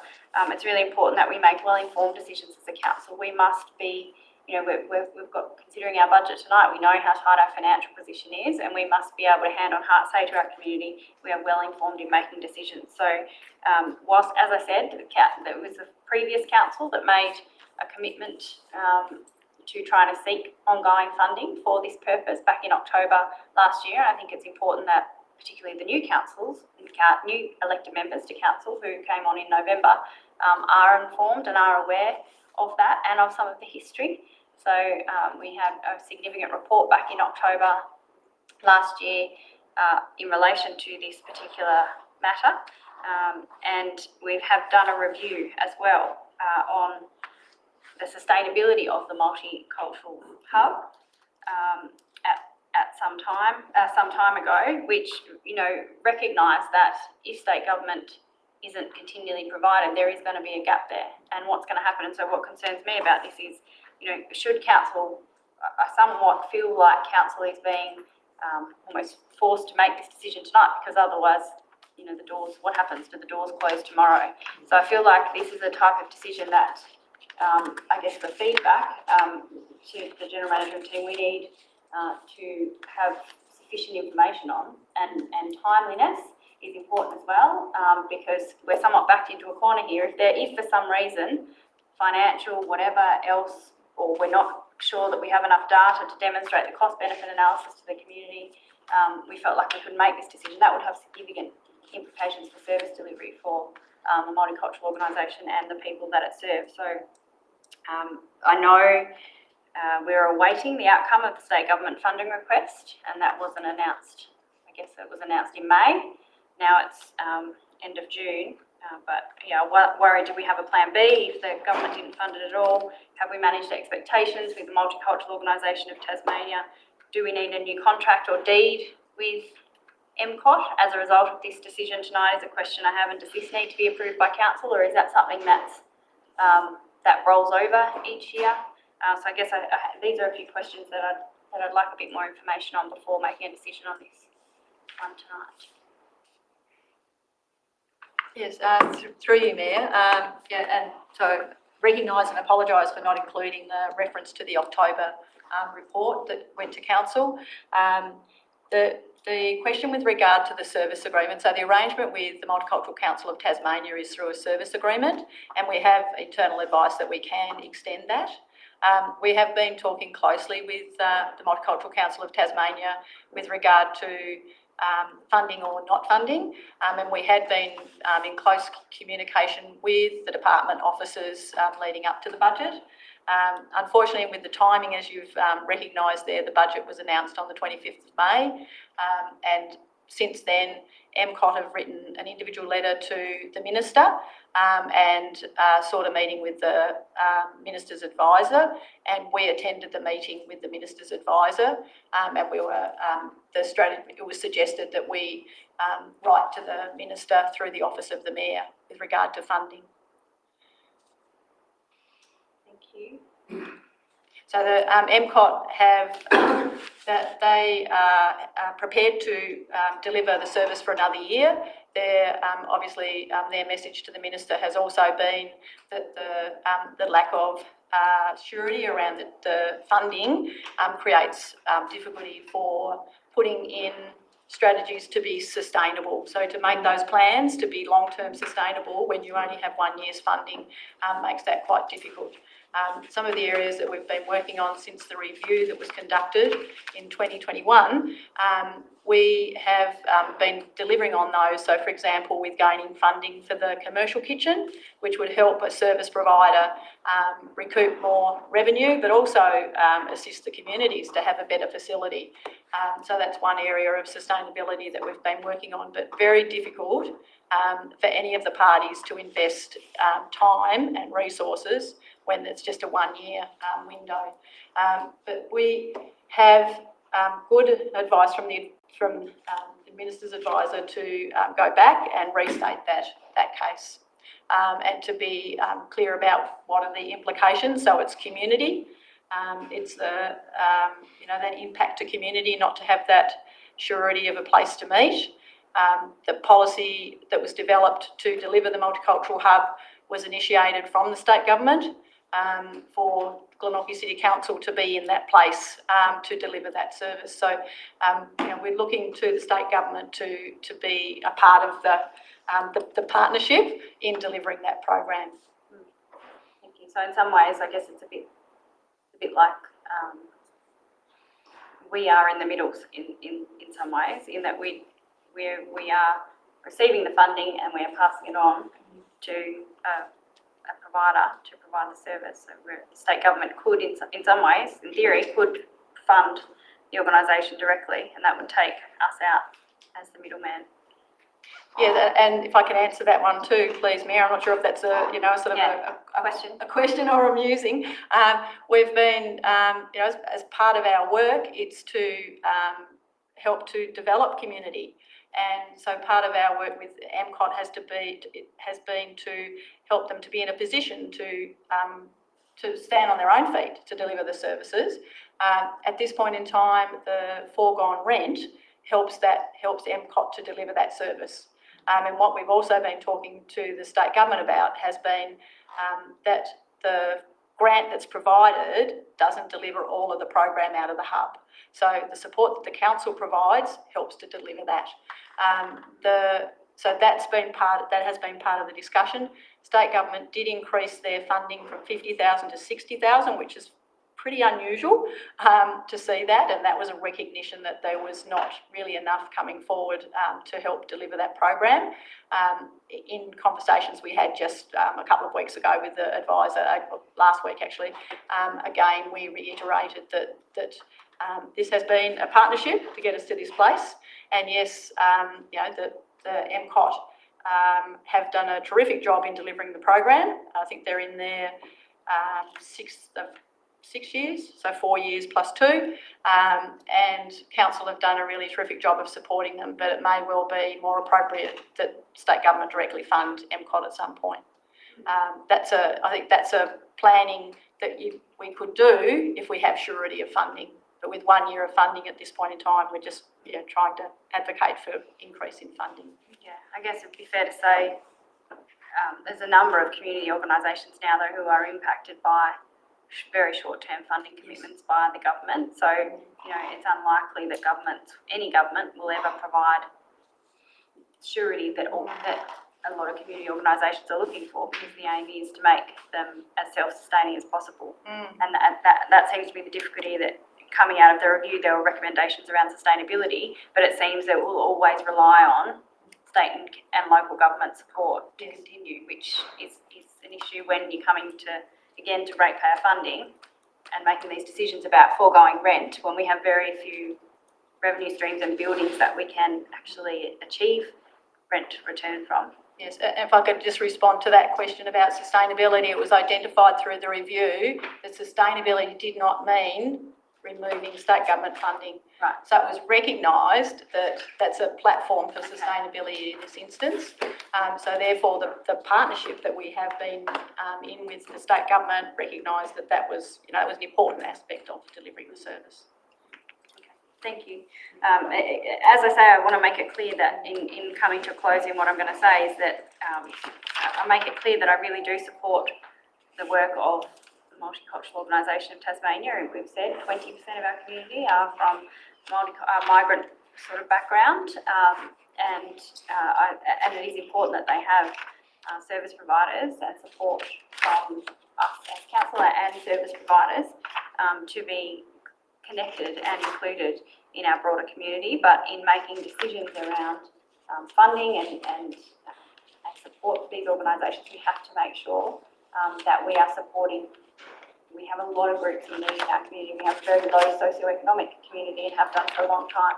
So we've got to be fair and equitable in the support that we provide across those different demographic groups in our community. So that's where, all of these decisions we make need to be really well considered and informed decisions. Any further discussion? I'll go back to the mover, Alderman King, to close debate. Thank you, Mayor. Just a question before I do close. I thought with the cultural awareness training, and again, this doesn't need to be answered now, I thought that more than 7 of us did that training, but I could be wrong. I'm happy to be wrong. No, I think we've covered it really well and happy to move forward. Thank you, Alderman King. I'll put the motion to the vote. Please raise your hand if you're for. Carried unanimously. We'll just, thank you, David. We'll just get Alderman Slade back in the room before we proceed.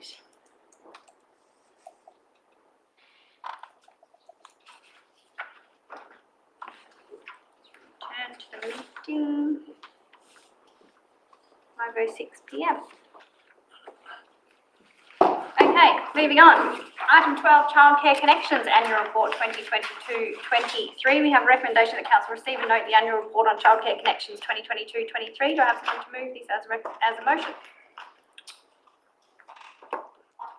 On the moving today. Thank you, Alderman Cocksharp. Someone to second. Councillor Quick. Alderman Cocksharp. Thank you, Mayor. Very detailed report. Key takeaways for me was there's strong demand for the centre after the council invested heavily last year. As of Jan 1, 2023, 69 new families have come on board across both centres, with strong demand under the age group of 2. Benjafield Childcare Centre, obviously there's a 90k difference between revenue and expenditure year to date, which is great. That flows on to the Berriedale Centre, which is up 153k, which is very pleasing. Key takeaway is for Benjafield, was 902,000 compared to 869,000 last year. So promising result. Obviously, the strong demand too for staffing and the facilities. We had a tour a couple of months back now. I lost track of time. It was great to meet some of the educators and the kids and some of the great work they do across both of them. So overall, that's all from me. Thank you, Alderman Cocksher. Further discussion? Councillor Quick. This is a really positive story, and I'd like to compliment the previous council in making the hard decision to continue with the 2 childcare centres, because there are people in our community who say it's not a business of we should put it out to the private sector. But Glenorchy's always had a good history of strong community involvement, and our visits recently to the 2 childcare centres showed us how dedicated the staff are. They're forward thinking. The Benjafield wasn't necessarily designed to be an appropriate 2023 childcare centre, but they've grinned and bore it and sort of soldiered on. And just to see the joy in the kids' faces as they participate in all the various activities. And the other good thing is, with families doing it tough, there's a realisation in our childcare centres that those families have access. They're not excluded, and they're part and parcel of a wonderful package of childcare. And I think our staff and the childcare centres should get a big pat on the back. They're doing a wonderful job, and long may it continue. Thank you, Councillor Quick. Yeah, I agree with those comments that have been made around the table. It's fantastic to see our childcare centres now thriving. The new play equipment that has been provided there looks fantastic. I agree the tour that we did was wonderful, and we've managed to reopen Fridays, which has been a great achievement.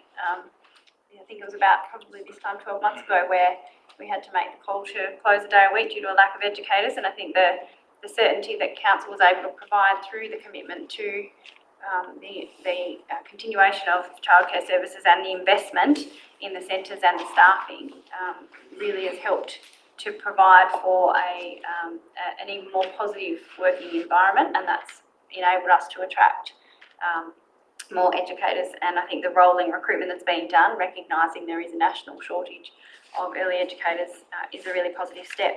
I just did have one question about now we're doing the separate accounting, which is fantastic, because that was something that we identified and was a recommendation that council endorsed through that decision we made in August last year. So we've got the separate financial accounting happening. Just if there is any surplus at the end of the financial year, will that be directed to further investment in these centres? How are we sort of making sure that happens? Thank you.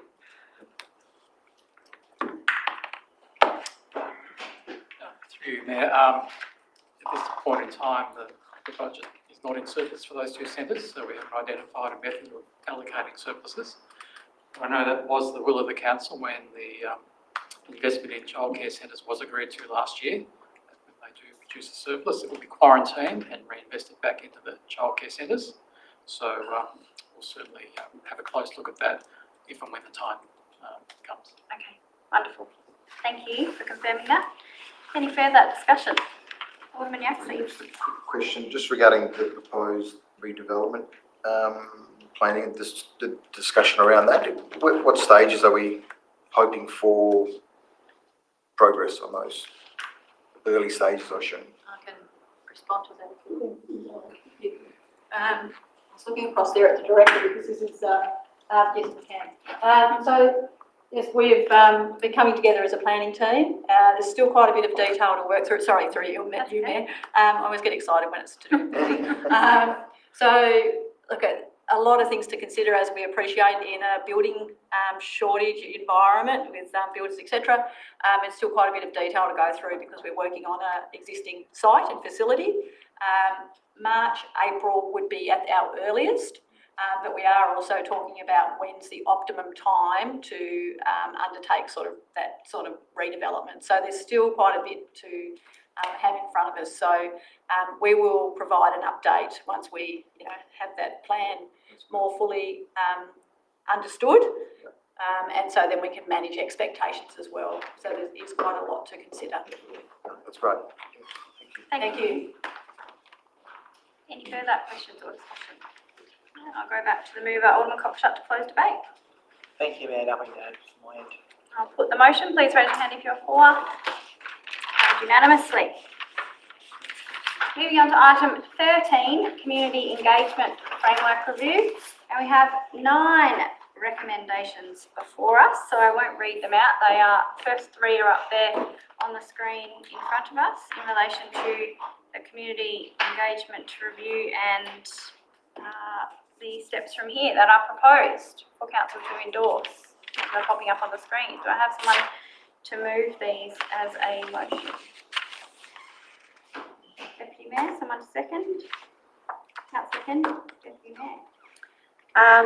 Yes, I'd like to thank the officers for the work they've done in this report. I still shake my head in the amount of effort it takes to communicate anything from the council. I mean, you get a very quick reaction when there's things that may be taken out of context, like a rate rise, but for all the good and positive things that a council tries to do, the engagement with the community is very sad.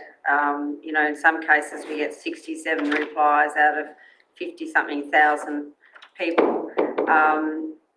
We have little pop-ups and we do little emails and we do all sorts of work, and the response is quite literally appalling. What is good is, I suppose, those people who are engaged are well and truly engaged, but what is happening is we're only hearing from the same voices all the time. And we had a budget sort of discussion the other night, and there were 8 members of the community and 12 of us. So it does frustrate me that for all the effort, this lovely long report, all the graphs, all the mechanisms we've got for trying to record this stuff, like 53 people completed a hard copy. We had some kids look at it. We had 47 people answer a quick poll. We had 613 visit the Let's Talk project page, but that's literally just a visit. Some people don't go through to look at anything else. So it's difficult to get statistics that are really, really meaningful, and when you've got such a minute pool of people who are engaged.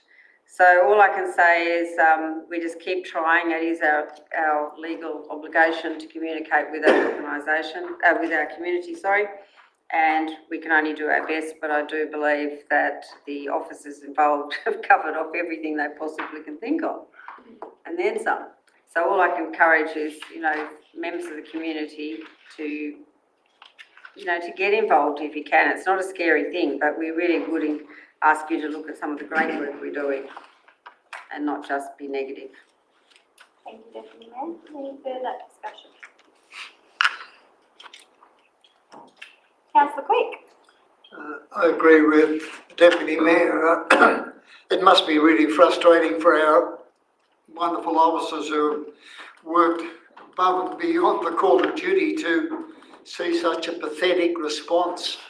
And I guess it's an indictment on society in general. They only squeal when it hurts their hip pocket, but the rest of the time, they're happy for life to go on. I think the 9 recommendations are absolutely wonderful. I could see some of the staff, as the thing progressed, looking a bit downcast and, is it all worth it? But I think it is. People come to us and say, what are you spending the money on? Are you transparent? We can say, well, we gave you the opportunity. Stop whinging. Here's the plan. It's an excellent plan. And David and Andrea have done a fantastic job with their involvement with the community. So put up or shut up. Putting it bluntly, thank you, Councillor Quinn.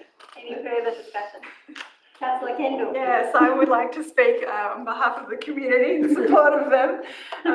Yeah, I think there's lots of great recommendations in this report, but I think it's on us to communicate in a way that makes sense to people, and I think we can really improve that by simplifying our language, talking in a way that people understand, and that's a message that came through really clearly in our engagement, that people now are sick of being online, they want in-person engagement.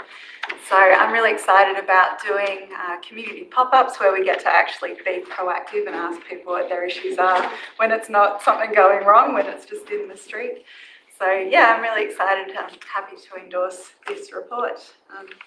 Yeah, I think that's all I've got to say. Oh, I did have a little question actually about some of the background information that might have been done that maybe we didn't see, and it's more of a curiosity on my part. But so through you, Mayor, when we look at our community and consider how to communicate with them, is there any profiling or modelling that we do of different segments of community and how they want to, what platform works best for them, and sort of in segments like that? Through Ben, good evening everyone, lovely to see you all. Thank you for the question. The short answer is yes. The longer answer is looking at our detailed community profile via ID profile. Who are we looking to communicate with? What do we know about that particular cohort? Is led by Curly and our communications team to think about what that looks like, and then in conjunction with the project officers to provide the best possible response we can. Excellent. I'd be really interested to see how the makeup of our community is segmented in that way. So thanks. Thank you, Councillor Kendall. Thank you, Executive Manager. I have a couple of questions, if I may, and it's, well, actually, my question is mainly around how one of these recommendations is worded, where recommendation 8 has to endorse council officers to develop a template for use in council reports for the consistent reporting of engagement activities. And I know it might be semantics, but I'm not sure I'm comfortable with us endorsing council officers, given we can only really direct the GM as our one employee. So I wondered if, with the permission of the mover and seconder, we could reword that to say direct the GM. Or we take out council officers, we just endorse the development of a template. Yep. So Minute Taker, can we change that to be, please, endorse the development of a template?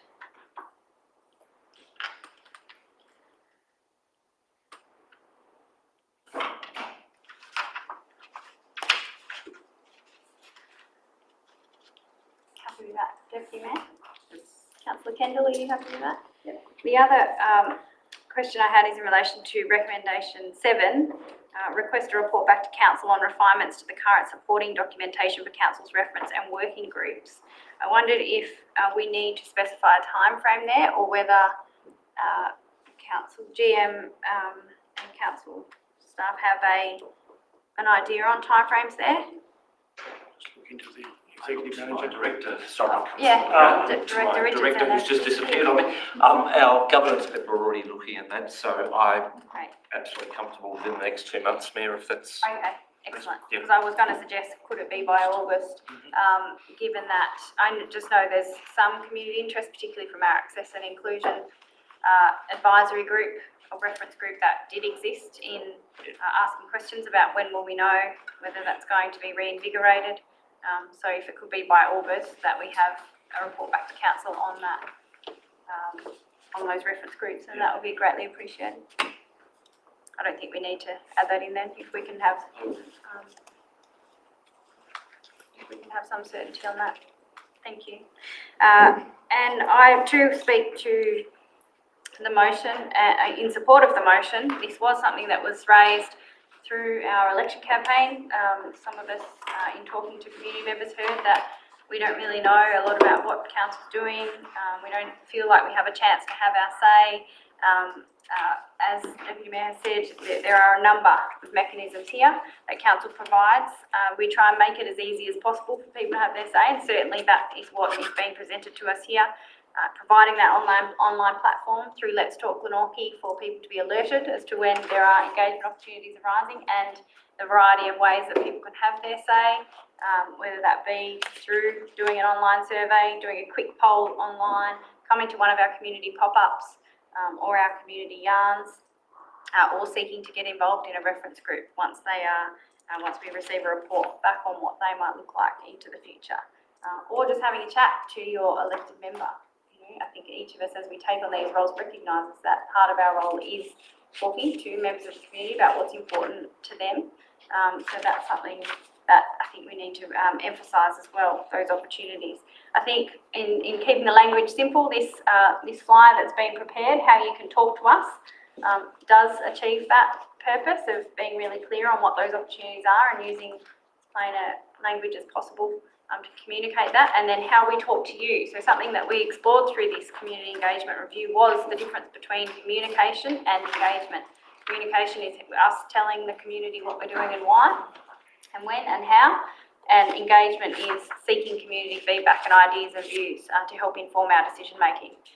So they are two really important areas of council, two areas though that we only have quite limited resources in, but we certainly do our best, and being specific through this review on what matters to the community in terms of these opportunities has been really helpful to shape what we do going forward. So I'm looking forward to particularly to the continuation of the pop-ups and the community yarns, and hope the community will get involved, being somewhat empathetic to community as well, in that people are time poor, people have a lot going on in their lives, and I think sometimes we're a bit over-ambitious in our expectation of community, and that how much they should care about what we're doing, and they do elect us to make decisions on their behalf. I know I was involved on a reference group before I was on council, and I had engagement that way, but I probably wouldn't have done surveys on our strategic plans. So I think we've got to be realistic in our expectations when we are engaging with people as well.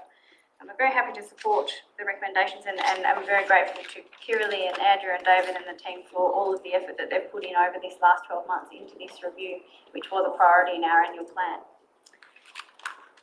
Any further discussion? Go back to the moving Deputy Mayor. Close that. Well, I think we could take it as a positive, perhaps ambitiously, in that we haven't cheesed off too many of our ratepayers. Because I'm sure they'd be letting us know and storming the Bastille if we were really an outrageous council.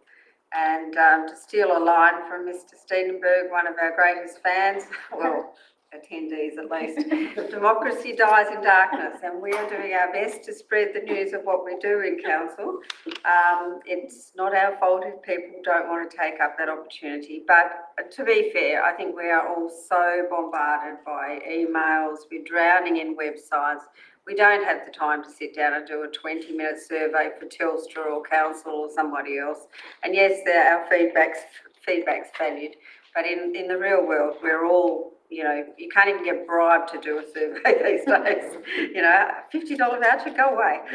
So seriously, I think we just thank our officers. We cannot let this go. We must do it as a legal obligation, and we can only do our best, which I do believe we are doing.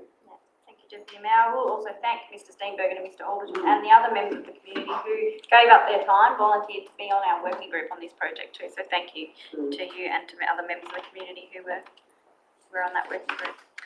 And I will put the motion to the vote. Please raise your hand if you're for. It's carried unanimously.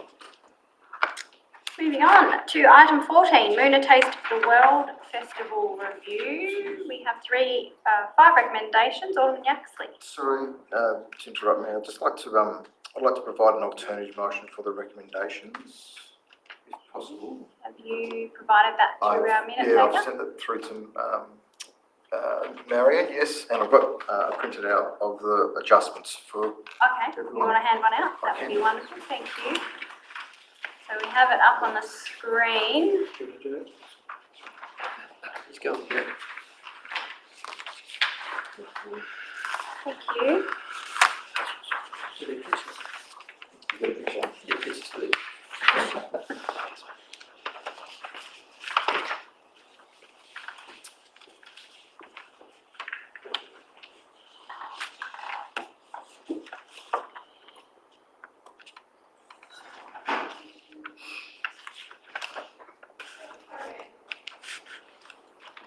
have time to read it? Yeah, take your time.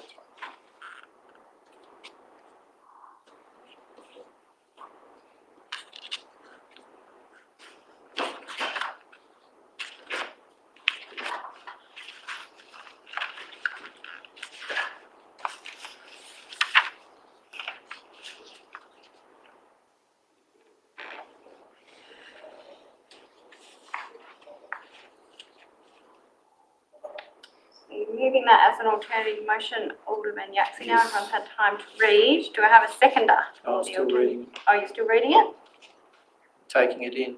You might have already had a chance to take it in. Just had a read. You did ask for a picture. You didn't I wanted provide. pictures, yeah.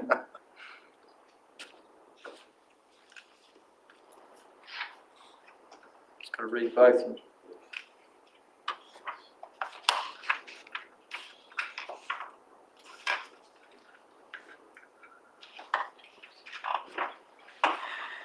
I'd like to hear Alderman Yaxley's Rationale? rationale, please. I'll just need a seconder.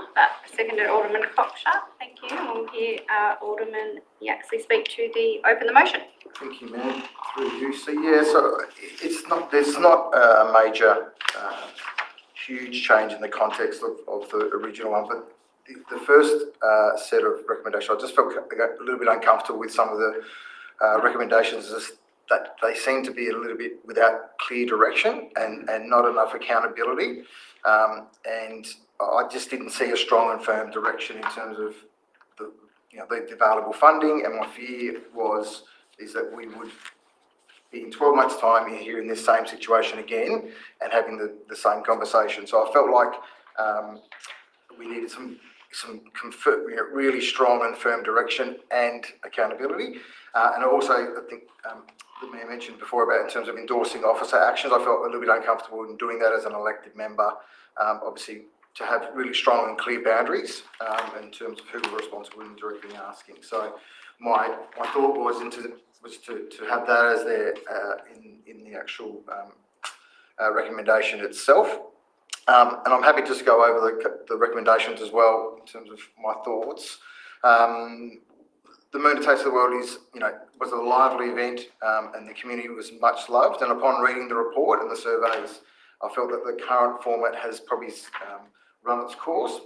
But in saying that, my opinion in ceasing and not having another option or something like that would be a sad situation for our community. And we've got a fantastic multicultural community, and we have a responsibility to directly influence those and showcase that. So the critical point for mine was how it was delivered. It's the important factor. It's how we deliver it or how we're involved. So mine was obviously one was to cease it, and number two was in terms of trying to provide the budget from the Moon to Taste of the World in that same situation. I think it was scenario 2, I think from memory, that we discussed in the report about having that Christmas Carols type grant and that program, and for the ability for the community to deliver these events, and that what we call it Connecting Communities Fund or whatever it's called. That's sort of for the future. But I guess in the past, council has always delivered events because we probably had the know-how to do that. But as time has gone on, I really feel that the community now has those abilities and they have those knowledge and know-hows. We can assist and guide and help where we can, but the passion and the work and the delivering by the community for the community itself, I think, is a really important thing. It entrenches ownership, entrenches passion and a true connection, not something that's kind of manufactured or forced that with council, okay, we're having to do this and this is what we're doing for this, but it's coming out of a passion from the community itself and we're assisting them in that process. So my thinking would be is that there's a grant within that pool of fund to be able to connect our communities from a range of backgrounds. Point 3 was instead of engaging just the state government and the multicultural services, I really thought that we needed to look for additional funding Our budget is limited, and I wanted to, try and put across in the recommendation that we work in partnership and not against.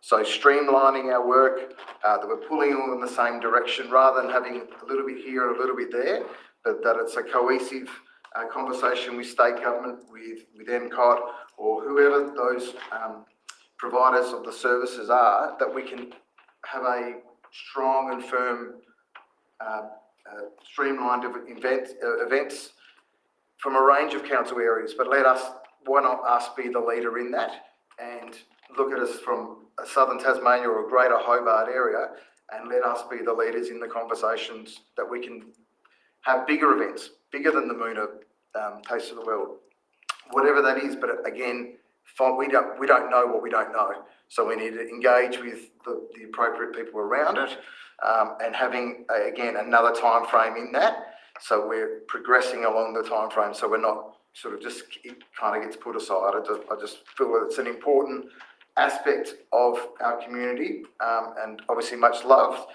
and obviously recommendations 4 and 5 puts time frames on those fundings that we've already received. So we want to be able to see those activities and events happen, and let's make them happen in a certain time frame. So I've probably spoken for too long to try and justify or try and explain my thoughts around it. So I think for mine, it just tightens the recommendation up, it makes it clearer, but obviously open for discussion, feedback. Thank you, Alderman Yaxley. Further discussion of the motion? Councillor Kendall. Thank you. Yeah, so I would like to thank Alderman Yaxley for his new motion. I had a problem with this recommendation as well for many reasons, but I really am happy that you're seeking to tighten up some of the loose things in where our direction was going with the Taste of the World Festival. So just having a brief look at this, I like it, and I'll explain why, but I would like to see it tightened up even further potentially by putting a specific dollar amount in the Moona Taste of the World budget allocation, acknowledging that we haven't had it for a few years, so it would probably be the 2019, unless that money's been put aside in a big bucket somewhere and you can use all of it. So, and also I'd like to see it specify that multicultural groups are the recipients of those grants specifically. So my original issues with this, which I think apply to this conversation, is that multiculturalism is a key defining feature of our local government area. We've got 20% of our community is from a multicultural background, and that's something that we're all really proud of. I think it's probably the thing that people would say first when they ask what the defining feature of our area is, or first or second. It's the reason that I moved here, so my son would grow up seeing different coloured faces and hearing and smelling and seeing all of the beautiful offerings of the global community that we have here in the northern suburbs. So I would just be incredibly sad to lose the Taste of the World Festival. It was so universally loved, and that is really shown in the report and the percentages in there about how well loved it was. 98.5% of the people interviewed said that council should ensure that events like this are maintained. So I think we have a commitment to do that. From the perspective of a person from a culturally diverse and linguistically diverse background, they really do, even though we all acknowledge the positivity of multicultural society, they face racism every day, and that can be people shouting at them in the streets or just those little microaggressions that we wouldn't know as a room full of white people. So it kind of sickens me the thought that we could see this being cut here today. So that's something that's so important to our community. So having said that, cost escalation is the issue. That's what's brought this to the council tonight. And I really do have faith in small community-led grants. So I'm happy to see this amended motion come forward. So I think I would be happy with putting that money aside, the money that was spent for Moona Taste of the World Festival, to host a community-led multicultural grants program that would do a similar thing, but it would address the issue of the cost escalation that we're seeing with the Taste of the World Festival. Yeah, so I think that's all I've got to say. Thank you, Councillor Campbell. Further discussion? Question. So is the amount we're allocating 75,000? That's my understanding, is that right, Executive Manager? 75,000 and that's been proposed in the upcoming budget item as well? Correct. Through you, Mayor. The budget allocation, to address your question before, Councillor Kendall, is around approximately 75,000. So that budget has gone forward into the draft budget you're voting on later tonight. Looking through the detail of the report, you'll see that the recommendation has been not to allocate that as a one-off lump. It's really to test those community groups that are out there at sea with a view of providing grants of up to 25,000. So we'll work through that detail and come back to you as to what that allocation might look like, but that's the intent. So it's a little bit of fishing exercise too, to see who, beyond the obvious community groups that are out there, who may be interested in this space, and see what we get back. Thank you. But it doesn't, ask another question, it doesn't preclude them all joining up and using the money total as a totality? No. I think we're asking for ideas, and that may be something that comes back. Okay, well, I was just going to say, I think we should put it in the motion then, just as Alderman Kendall said. 75,000. Yeah. If you could put the amount in the budget allocation of $75,000. Just a question on that, Mayor, if I may. Does that include our in-kind support, David? No. No. Any idea what that value is? How long's a piece of string? Exactly, depending on what the requirement is. But those of you who have experienced the last decade of the festival, there are enormous, huge amount of hours across the whole organisation in making the previous event run. So depending on what the future looks like, answers the question. There's possibly no John Radcliffe support this time.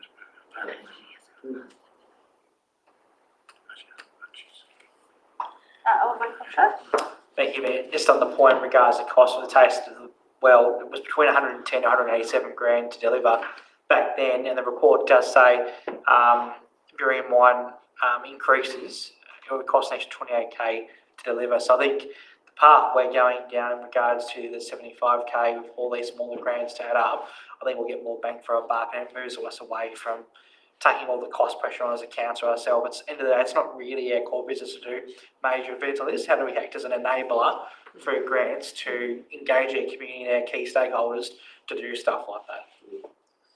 And to be fair, it's something that's grown exponentially, so that it isn't a little event anymore, for good reason.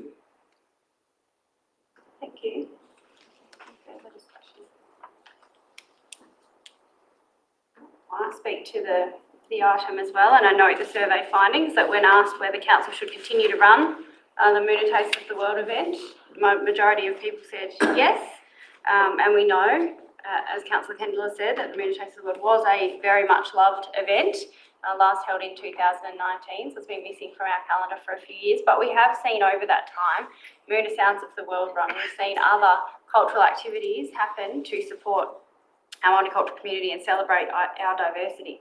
I also note that the survey didn't subsequently ask whether ratepayers would be prepared to pay extra rates or whether stall holders would be willing to pay a significant fee in order to enable council to continue to run the event. So the survey was very one-sided in some ways, and I think we really need to be very conscious of that when we are doing engaging with our community and consulting with our community in providing the context and managing expectations when we are asking for our community's view.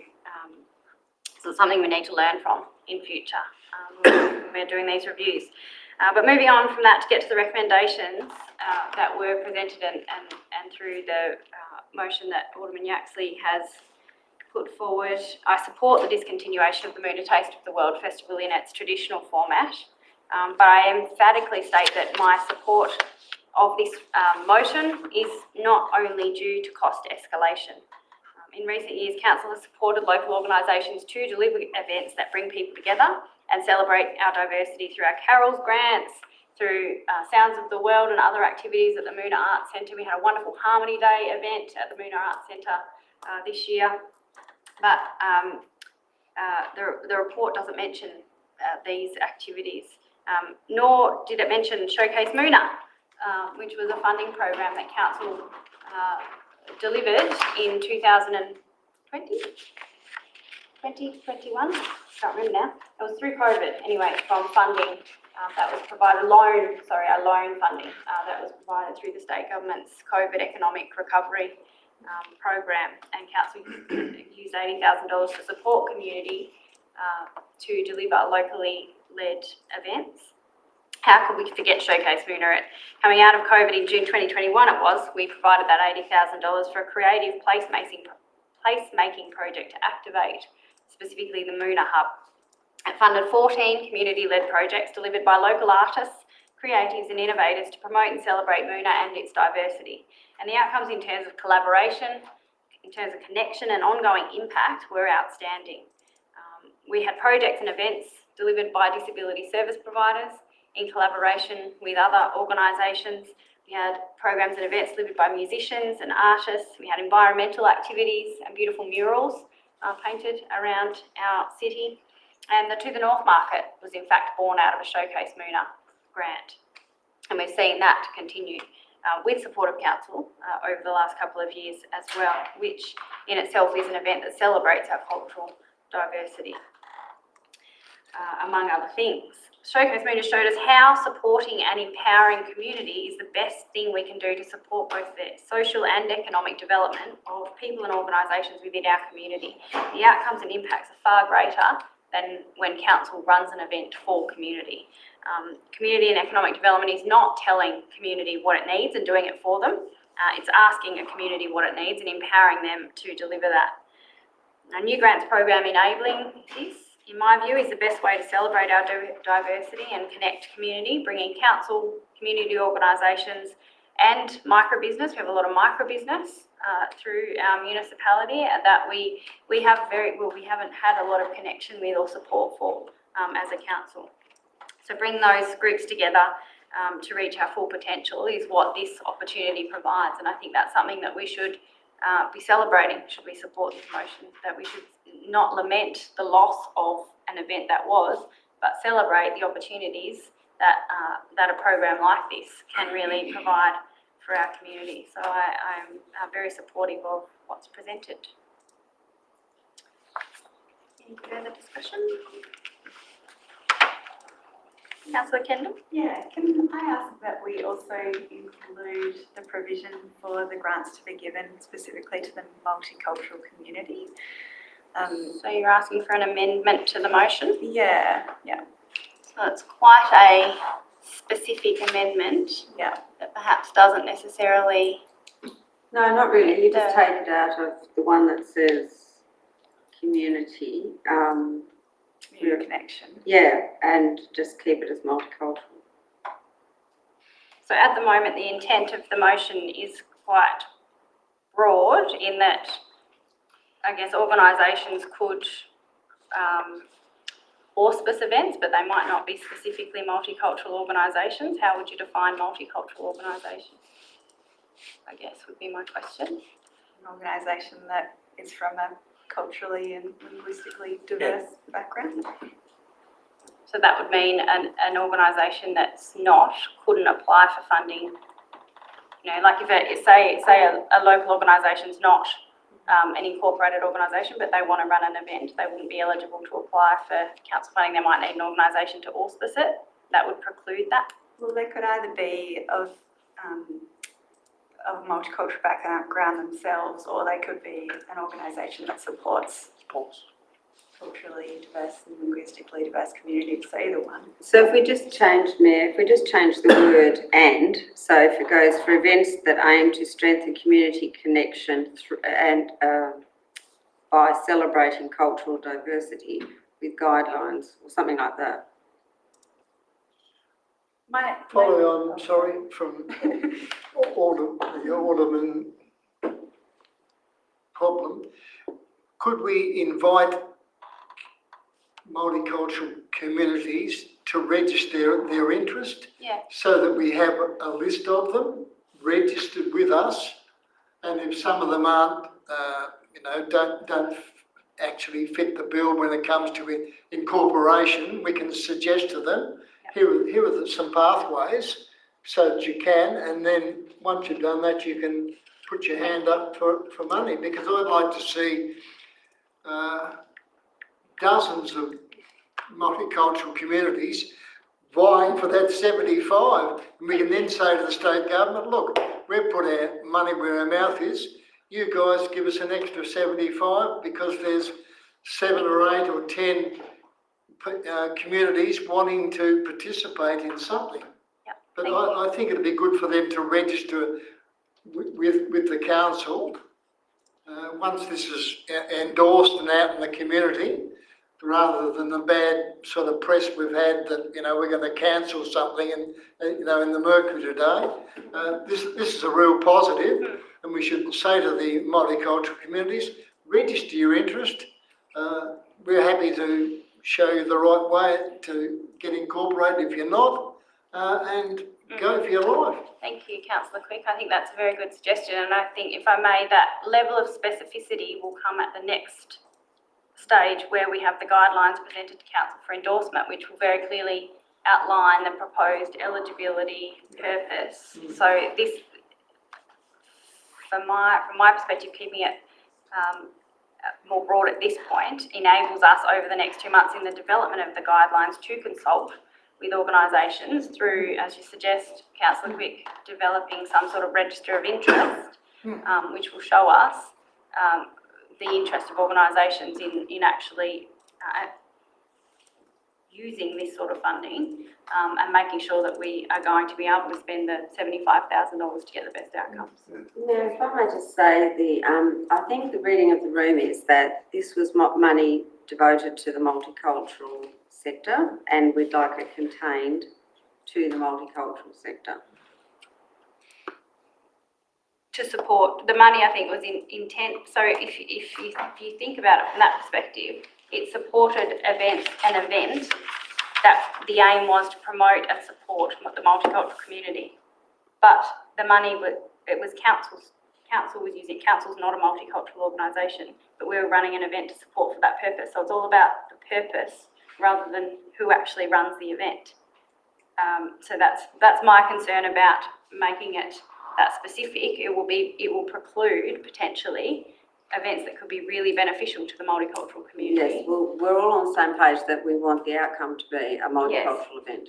Yes. And then you see the Greek and Italian festivals in North Hobart. The council don't run them. No. The community does. Thank you, Councillor Quick. Alderman Yacob. Sorry, no, that's fine. I was just going to, in terms of the question, could the guidelines set out criteria that we can then obviously discuss, that will then come back for discussion? Is that effectively? Yes. So the timeline. So the guidelines will be coming back to us in August. Good timeline. Yeah. And I think, from mine, the same type of situation is in terms of having firm guidelines to be able to have a great discussion in 2 months' time.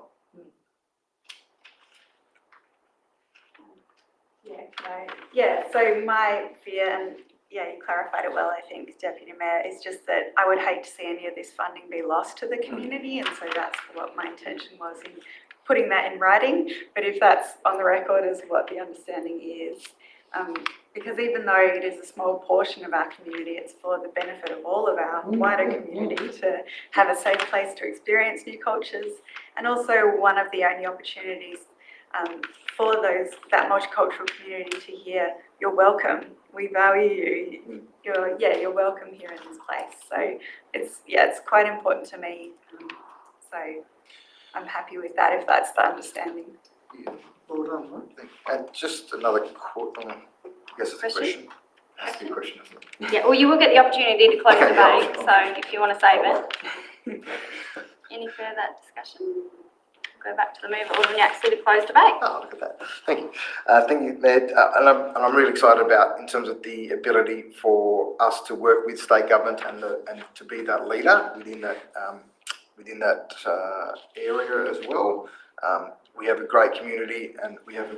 You look at the tourism award that we were not a finalist in.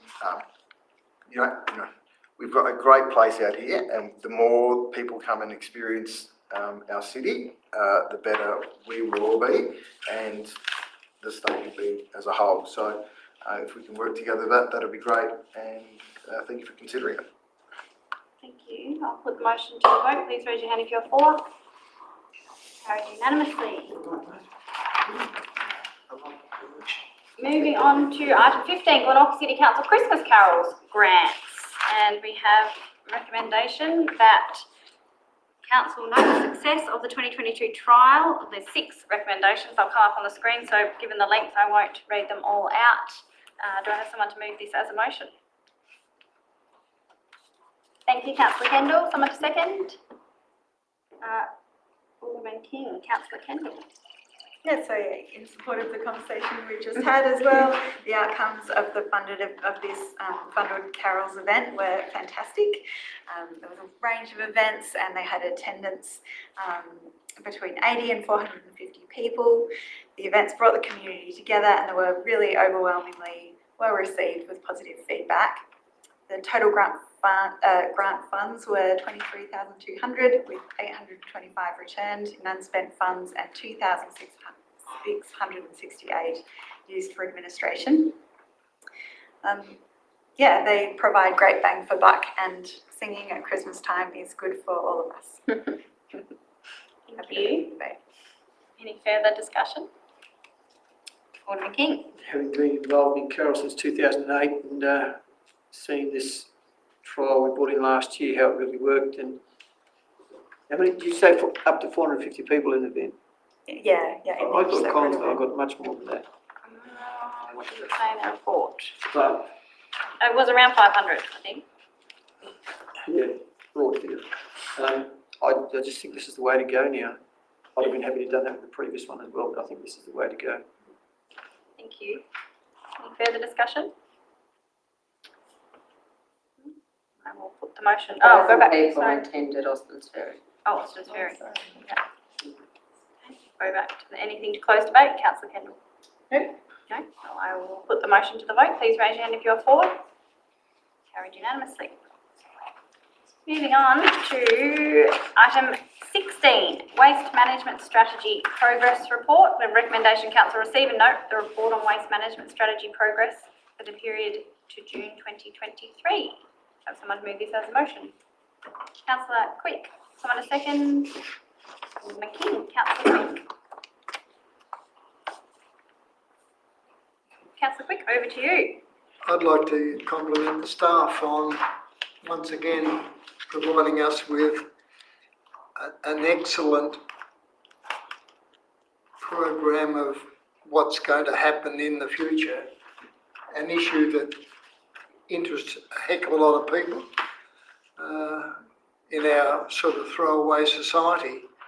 The Jackson landfill is only got a certain life, and we are cooperating with the Hobart City Council to establish a new program. It's interesting in the report that we've diverted over 20,000 tonnes of organic waste from landfill, which is amazing. You imagine 20,000 tonnes, through a positive attitude, and it's great to know that just about everybody in Glenorchy's got a FOGO bin and they're using it sensibly. So it's a very, very comprehensive report. It covers just about everything that I can imagine, and I'd once again like to compliment the staff for their work, not only in Glenorchy but in cooperation with the Hobart City Council and other waste management entities. So well done. Thank you, Councillor Quick. Any further discussion? I agree. This report demonstrates quite a bit of progress that council has achieved in recent years in the waste management space, which is a significant part of what we do as a council. The action that we've undertaken at the landfill to try and extend the life of our landfill to save our ratepayers' money has been quite significant. We have the large project to develop a new cell, and that was completed in August last year, the new cell, and we've been up again, been for a tour and actually seen the new cell in action. So that aims to extend the life of our landfill by 10 to 15 years, which is fantastic, but still we need to keep our mind now on to what then, what next, and that also, as we've heard in there, that long-term waste management, doing some work now to look at what will happen once that is at the end of its life at our Jackson Street landfill is something that we really need to be working on now, and we are, as this report sets out. The regional collaboration on waste management is really important as well, and that's happened through the establishment of the Southern Tasmanian Regional Waste Authority. And as Councillor Quick has said, that diverting 20,000 tonnes of organic waste from landfill is a significant achievement. Not only is that an achievement in saving, you know, if you think about $20 per tonne going to the state waste levy now, that's $400,000 if my maths is right, that we've saved effectively by not putting that waste to landfill. So as well as the space that we've saved at our landfill in that, and the reduction in emissions, I think, is really important to note. 54% reduction in council's total greenhouse gas emissions, almost entirely attributed to council's introduction of the FOGO service. So our community is to be commended for embracing the FOGO service. I remember it was, we did cop a bit of flack for it back when we were introducing it, particularly because we were making it compulsory unless you could demonstrate you were eligible for an exemption because you had zero FOGO waste or composted your own. And we copped a bit of flack for that at the time, but now councils who have done it differently and had an opt-in service are very envious of our approach, both for the environment and for our economy. We need to be going towards this. We need to be, as much as we possibly can, reducing the waste that goes into landfill. And FOGO has certainly been a very successful story for us in that regard. So very pleased to celebrate that and appreciate the officers giving us this update on the implementation of the waste strategy. It's something that the General Manager and Directors get sick of me hearing about, wanting updates on progress towards some of these enabling and informing strategies, but it is really important that we can see and demonstrate to our community the work that is being done every day by our officers who are very skilled in these areas to make Glenorchy a better place in this area. So very happy to support the recommendation and appreciate the report being presented to us, so thank you. Any further discussion? Councillor Kendall. Yeah, so I agree, as others have reiterated, about the Southern Waste, the regional body that will be determining joint initiatives for waste reduction, which will be, hopefully, will be super impactful. Yeah, and just to reiterate how hard that decision was about going to FOGO, and I remember, because I was working in waste at the time, really knowing the huge environmental impacts that that would have, because food scraps in bags lead to methane emissions, which is one of the most harmful greenhouse gases. So I remember calling up the service desk at the time before I was on council and saying, thank you so much for implementing it. And they just seemed like they'd had, a whole day of complaints and been completely battered by these, angry people, which I get because, behaviour change is hard, but I think it's also confirming for us in the community that we can make small behavioural changes that have these massive impacts. So, the only little bugbear in this report for me is the waste to landfill thing, because we've reduced the waste to our own landfill, but it doesn't reduce the waste, by sending it elsewhere, it doesn't reduce the waste total. So, but that's just going to be an ongoing thing for me. I really do have, faith in all of our abilities to change our behaviour and the potential of the STRAWA and what it can achieve. So, yeah. That's great. Thank you, Councillor Kendall. Any further discussion? Councillor Quick, would you like to close debate? No. Nothing? Happy? I'll put the motion to the vote. Please raise your hand if you're for. Carried unanimously. Yeah, may I suggest we take a 5-minute stretch break before we get into this most important. To budget. It is 6:02. We will adjourn until 6:10. 6:10. 8 minutes. Use it wisely.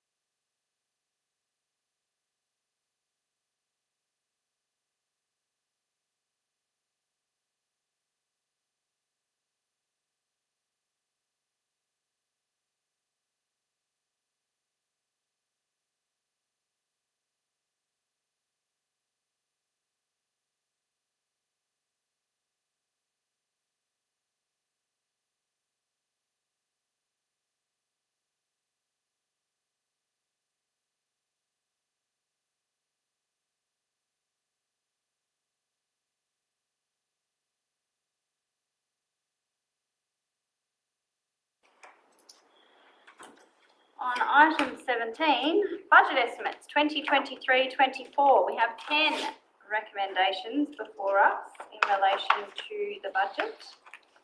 Do I have someone to move these as a motion? Councillor Kendall, thank you. Someone to second?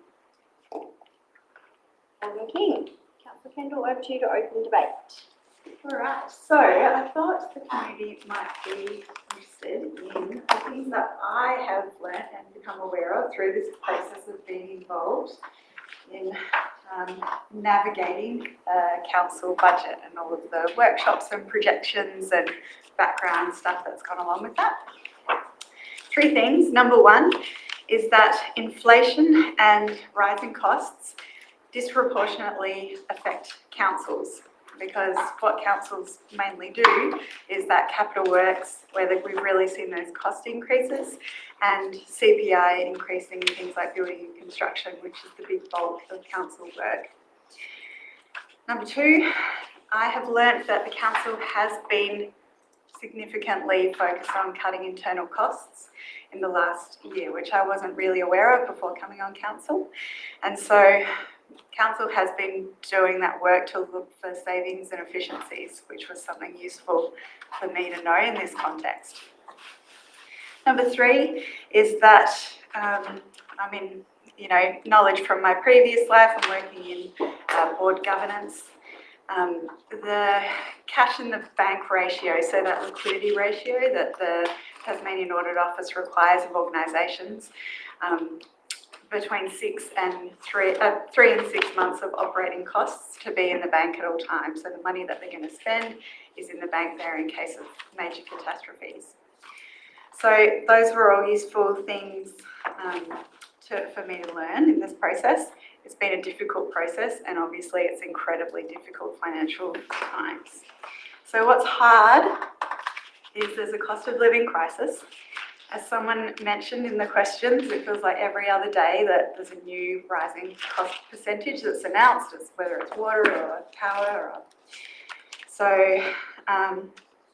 That's what's going to be incredibly hard about whatever is the outcome of the discussion tonight. That's the situation that we're operating in.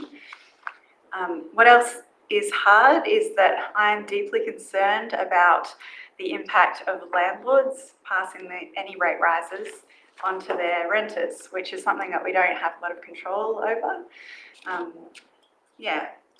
So if there can be anything good coming out of this process of budgeting, I think some wins so far in the negotiations have been that we've halved the percentage of interest that's charged for overdue rate payments, which is useful. And we've also extended the time frame for penalties on overdue payments from 7 days to 21 days.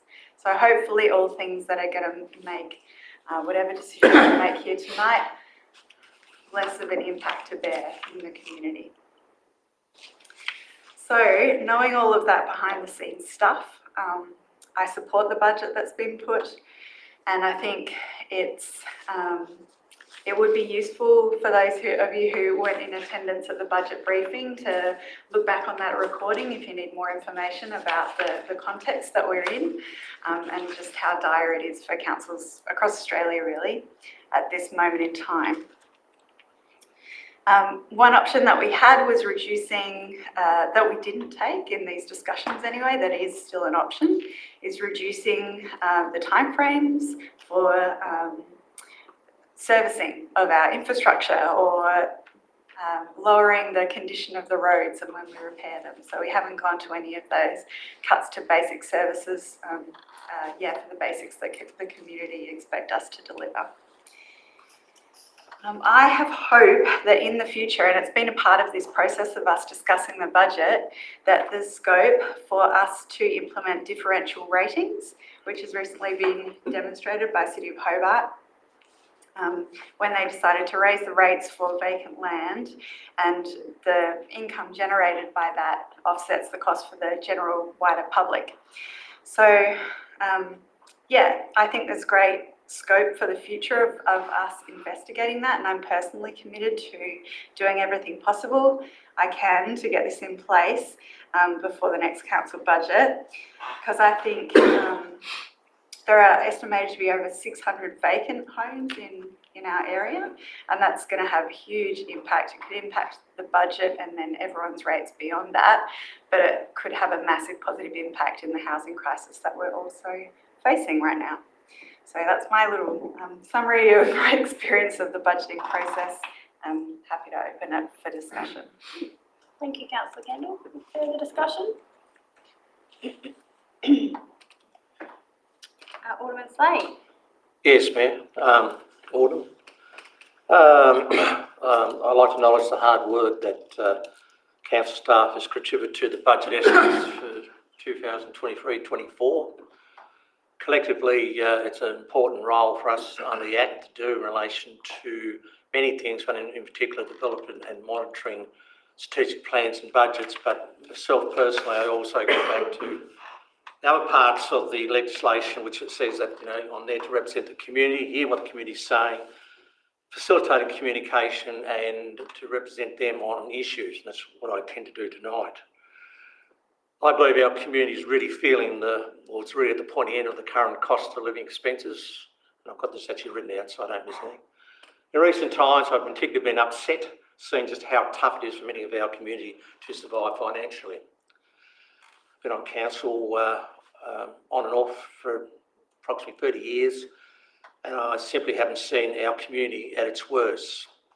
With high inflation creating constant increases in rentals, food, electricity, and all other products and services, a rate increase of nearly 9% to me is simply too high. And I would only support an increase up to 31st of March inflation rate, which was 6.9%. One of my election actions in October 2022 was forming a local government cost of living task force to access through community participation how council's financial and project management can better serve the city and its residents during current and future tough times. I still stick to this and will intend advancing this initiative at appropriate time after tonight. The difficult task for elected members and council management in finding additional revenue streams or improve revenue streams and reducing expenditure, so I'll just repeat that, is trying to find those streams that bring income in and, of course, reducing. Both are very difficult for a council, especially when you look at the revenue streams on a council are very limited to landfill charges, rates and miscellaneous charges and investments. Reducing expenses is also a hard task, but quite obviously it's the logical way to go. And I'm not talking about axing jobs, but I'm not increasing community services programs and deferring some infrastructure demands as an option. So what I'm saying there is, I'm not saying that we look at axing, getting rid of jobs, but we don't increase certain service programs and we defer some infrastructure demands is an option, as well as saying truthfully to ourselves, should we be in that business? When I was a director of credit unions in the 1980s to the 1990s, we had a saying then that said, stick to the knitting. Do a small amount of services very good and don't spread yourself thin across many other services. I believe it's very relevant to local government, even to local government here in Glenorchy, City of Glenorchy in 2023. I don't believe our good ratepayers and residents would be upset if these actions above, as I said before, in relation to slowing things down in any shape or form, they would be upset by that. But simply it would show that there's a possibility of decreasing the rate, what we're asking about, from 8.95 to a maximum of 6.95, which is the inflation rate in March. Council's long-term financial plan could be adjusted to accommodate a change from 8.95 to 6.9. I have not been happy in the way in which we have addressed the budget estimates for 2023 and 24. Having full consultation opportunities with our ratepayers and residents in February and March this year would have been a more transparent, informative, and provided a great understanding of the community's expectations to council, rather than have a meeting a couple of days before we have a meeting tonight and other surveys. I refer to those surveys, and having ratepayers surveys are similar on council's programs and services simply doesn't hit the mark in providing feedback to council's elected members and staff. In summary, I urge elected members to not support the recommendation and for us to head back to the drawing board to formulate a lower rate increase of 6.9% the maximum, in line with current inflation and still being a sustainable council under legislation in the community. As a council, we have to operate within our means, just as many of our ratepayers and residents are trying to do at present. Thank you, Mayor. Thank you, Alderman Slade. Further discussion? Sorry. Alderman Cockshott. Thank you, Mayor. I just have a question. We did a workshop during this budget estimate process whereby it was said over the course of the next 3 years we need to take a 22.5% rate increase to get into surplus by 25-26. The plan presented tonight is a 19.85%, 8.95, 5.95 and 4.95. Just seeking to understand the rationale behind those decisions in regards to why there's been an increase over those 3 years. And I know there was discussion what that could look like. Is it higher in the first year, lower in the second year and so on, or do we spread the load out? But keen to seek to understand the lay of the land at the moment. Thank you, Mayor. Through you, Mayor. So the first thing to note tonight is that council is making a decision about the rate increase for the 23-24 financial year. Council is also required to have a 10-year long-term financial management plan, and the other two out-year figures that, to which you're referring, Alderman Cockshott, are numbers that are in the model, if you like, for future consideration as part of the long-term financial management plan, which would be numbers that would be endorsed tonight, but they wouldn't be. Council will have the opportunity in subsequent years to consider those what the appropriate rate increase ought to be for 24, 25 and 25, 26. So just wanted to make it really clear that what council is setting tonight is the rate for 23, 24, and those other two numbers are numbers in the long-term financial management plan, which are effectively modelling the revenue and expenditure and balance sheet and cash statement, basically to get us back towards a balanced budget in 25, 26.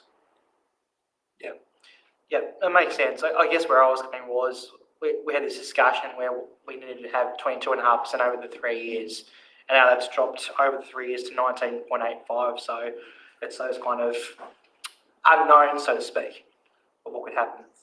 Through you, Mayor. Again, I believe at the workshop on the most recent council workshop, we talked about the fact that council staff have done more work given the increasing rates in interest rate environment.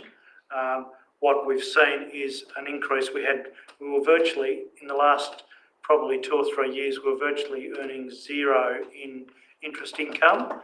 But with the increasing interest rates from the Reserve Bank, what that's meant essentially is that we are now seeing an increase in our investment income. And so I think we were initially, when the 22.5% was being anticipated, we were expecting that we'd have a 750,000 or thereabouts investment income. We're now done some more work given the recent, even more recent rate increases, and we now expect that will be in the vicinity of 1.1 million in investment income. So that's enabled us to look at those out years and dial them back in terms of the modelled increase for year 2 and year 3. Just a question, if I may. Have you finished? Sorry. Still going? I'll circle back with you. Just on that, we're assuming that rates are going to stay the same or higher, not go down. Interest rates. Interest rates, yes. That's the assumption. We haven't got fixed rates, I take it. We're making an assumption that, and who knows if the Reserve Bank. Mayor, I'll suggest the Manager Finance respond. Through you, Mayor. In the long-term assumptions, we've allowed the interest rates to reduce. So we have allowed for them to reduce. So they're at their peak for next year. Yep. And then we've allowed them to reduce slowly over the following 9 years of the long-term plan. At their peak next year, that's our assumption. Yes. Which allowed us to increase, as the General Manager said, to increase the budget for investment interests from around about 800,000 to 1. And you've got to do that, I accept that, you've got to do that. My concern is if the Reserve Bank, Philip Lowe gets sacked, will the new one come in and reduce rates because he's told to, or who knows, whether it's political or... That is factored into the plan. Okay. The general consensus is that interest rates will reduce in 2 years' time, and we've factored a reduction in over the period of the long-term plan. Thank you. Just another question, if I may, Mayor, through our Director Reali. Could you explain the difference between our civil inflation and just domestic inflation, as far as council's concerned?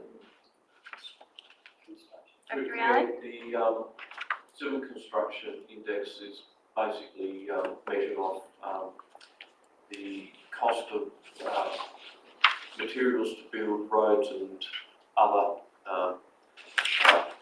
civil projects like footpaths. So it would consist of quarry materials, sand, asphalt, bituminous products, some concrete products. So it's based on those items, which really doesn't fit into a normal basket that is measured for CPI increases, which does sort of cut across, a cross section of groceries and a few other things.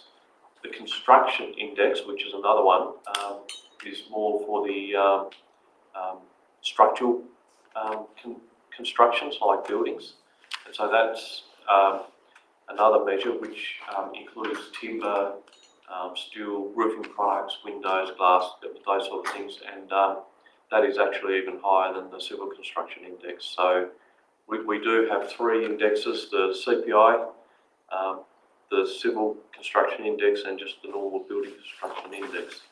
The building construction index is around the 11.5%. Civil construction, I think, close to 9. I'm running off memory here. 7.5. 7.5, and CPI around the 6.9 or just under 7, I believe. Thank you. One other question, if I may, Mayor, through your General Manager. We've noted in here that the increase in wages is minimal because of our agreement with the unions. But next year we talked about having lower increases, and is the EBA run out next year? We're from memory, we're in the final year of our 2.1% cost of living increase under our EA, and then we've got in the last 2 months of this year, this next 23-24 year, we then move into a situation where we've got a basket of potential. Well, it's not fixed at 2.1. It'll be linked to the wage price index or the CPI.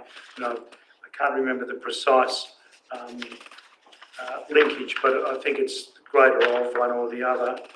The Director of Corporate Services may be able to. It's an average of those. Average of those two. General Manager, it's an average of those rates. So the last 2 months, May, June, next year we'll pay a higher rate, and that will continue in 24-25. And in 24-25, we renegotiate the next EA. Yeah, so that could well affect the minimal increase we talked about the next 2 years. I mean, that's one of our biggest costs. I'm just concerned that people might think that's great that we've only got a minimal increase over the next 2 years, but I'm not quite sure that that's viable. We have factored that in the long-term financial plan as well. Yeah, I'm sure you would have, but yeah, we don't know what the argument's going to be. Not argument, but the negotiations are going to be rather. Thank you. Thank you. Further discussion? What do we now see? Mayor, for you. Just some initial questions to start with. I guess, can you outline and explain why it's important to return to surplus by 25-26 and not extend further? Through you, Mayor. Council considered, I can't remember the timing of this, but I think it was under this current council, it was. Council considered a major project around our core technology, which we internally called Project Hudson. And my recollection of that particular report was that we needed to make adjustments to the long-term financial management plan projections that were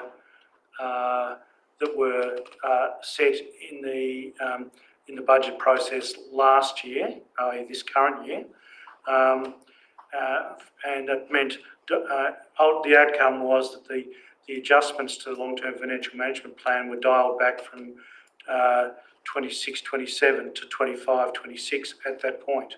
Yep. So what we're simply seeking to do is to remain faithful to the council's current long-term financial management plan position, which was set when that report around the core technology project was considered by council and agreed. So I don't know whether that fully answers the question. I was wondering whether essentially why is it important? Yes, I guess, the importance behind being at surplus at that time. We're obviously not operating out of surplus at the moment. So what's the key driver to be in 3 years? Why not 10 years? Okay, I'm not saying I want that. I'm just saying, can we explain what the rationale is around it?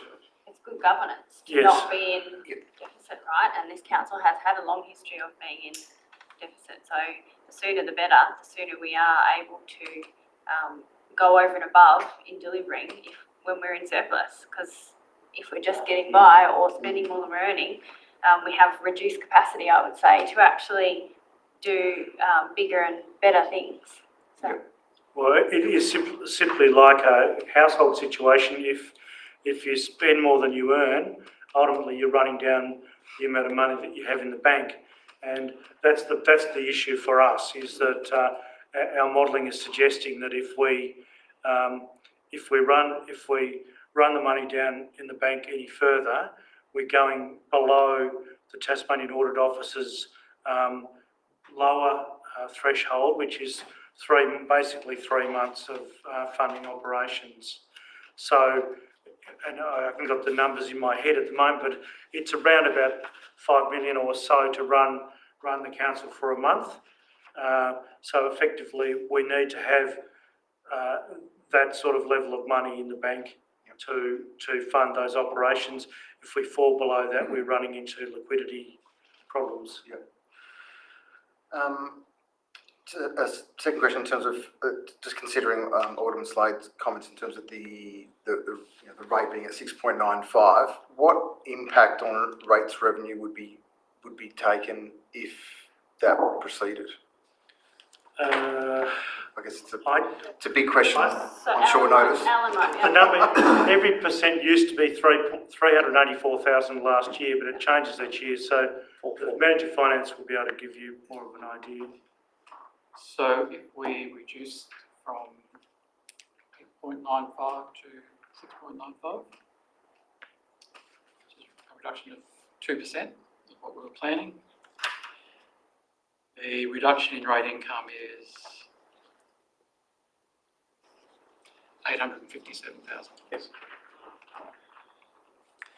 So it takes into account, because we grant remissions to charitable organisations, so it's not just a simple calculation, you've got to factor in how much less you're rebating in remissions as well. So the bottom line is $857,000 reduction in rate revenue for a 2% reduction in production base. Yeah, okay.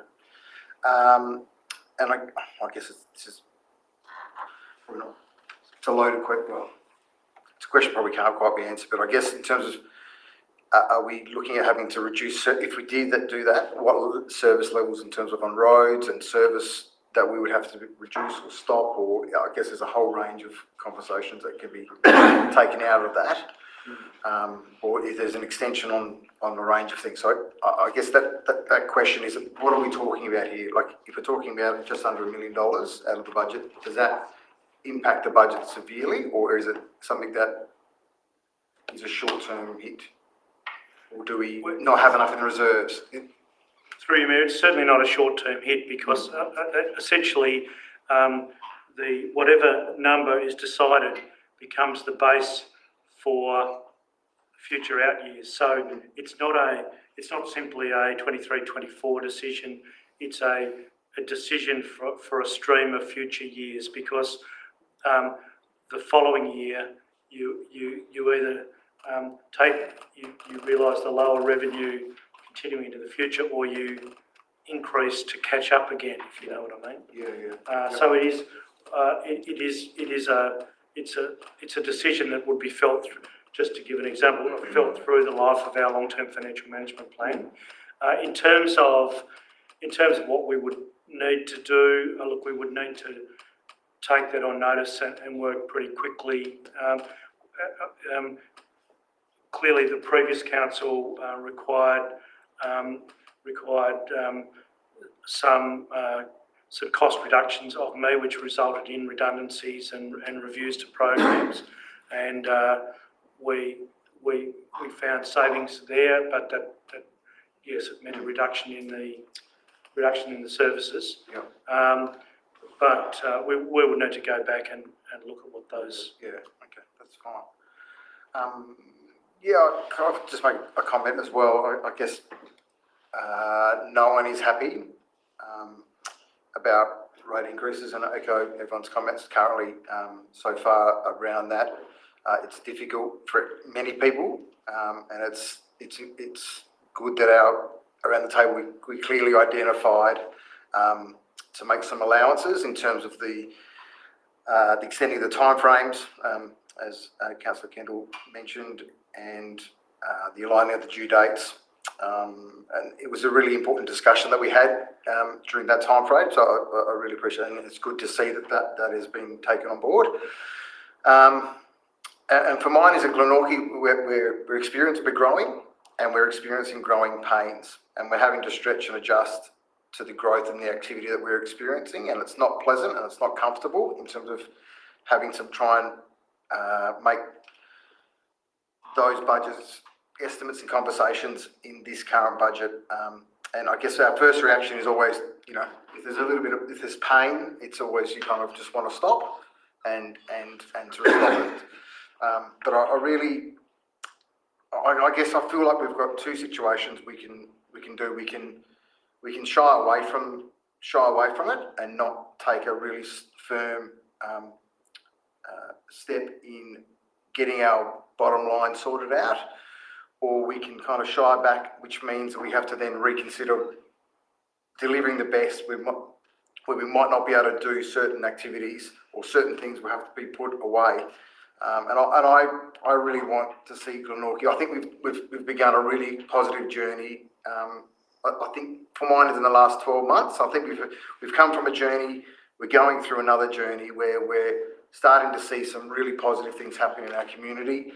And I would be really disappointed that if we were not able to do that, that would be something that our community would hold us quite to account, and that we need to continue with this momentum that we have.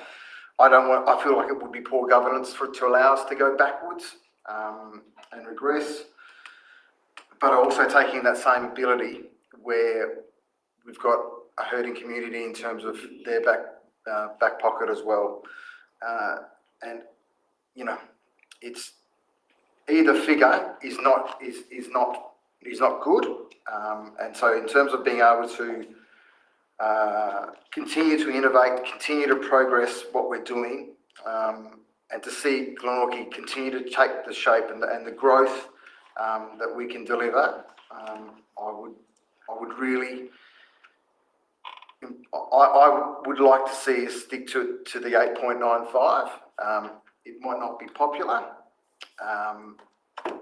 but for mine is returning to surplus is a really important thing. I want to have a term of being on council that we leave it better than what we found it. And I know that the teams within council have been very efficient and effective in looking over things to make sure that no stone is unturned in this. And yes, it stings, and yes, it will bring some pain. But I think as a council, as a community, we want to see our community continue to move forward. And so my feeling would be is in support of the 8.95 moving forward. As much as I don't like it, it's for mine is the best outcome in terms of for us as a city as a whole. So that's my thoughts. Thank you, Alderman Yaxley. Any further discussion? Alderman King. Thank you, Mayor. Firstly, I want to acknowledge all the hard work staff have done. And the hard work the aldermen around this table have put into this. We've had numerous workshops, been back and forth. We've vacillated over this because it is painful. Regardless if it's 1%, 2%, 10%, it's always hard.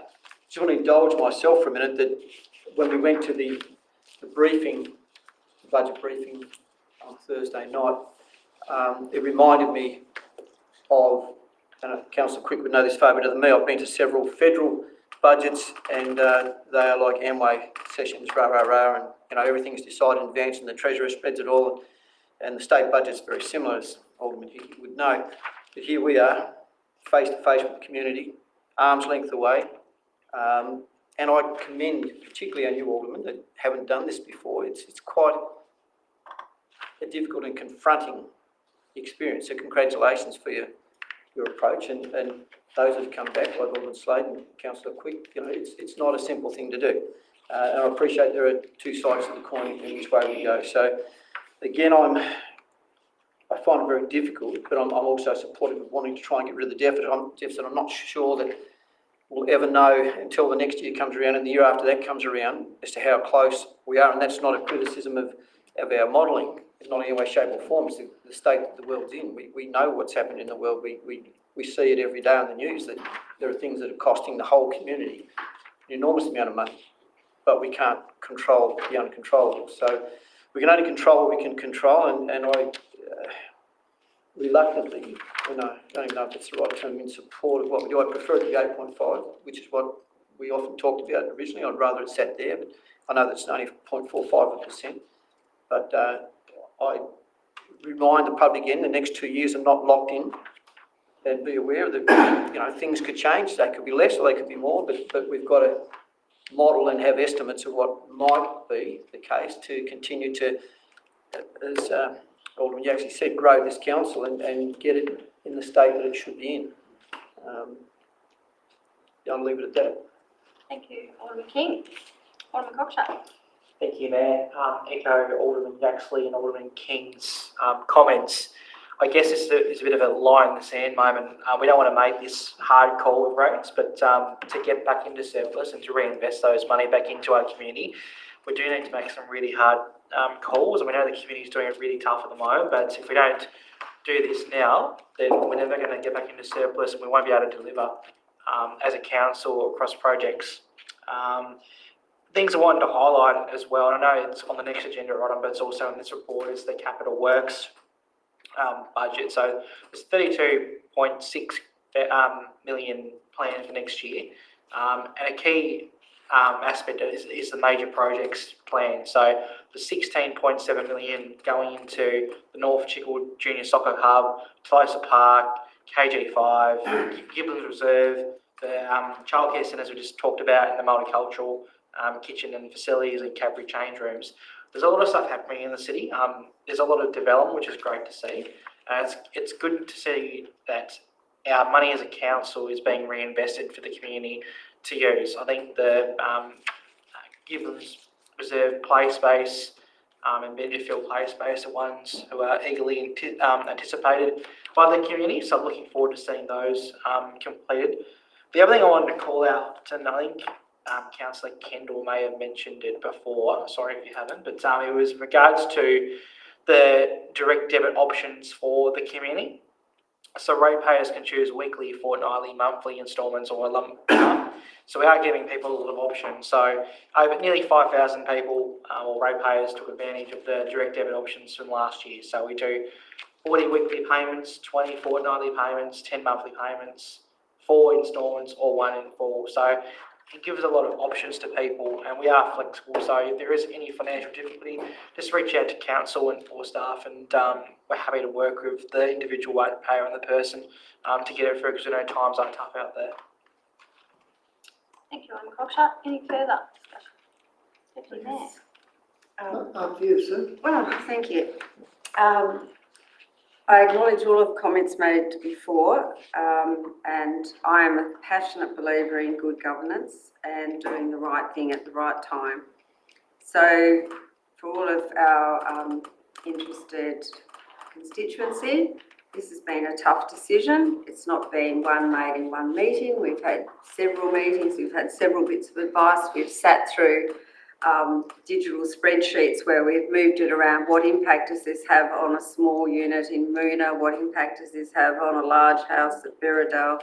We've looked across the whole board and really drilled down on what difference it makes by the dollar or the $1.50 or $2 or whatever it's going to be.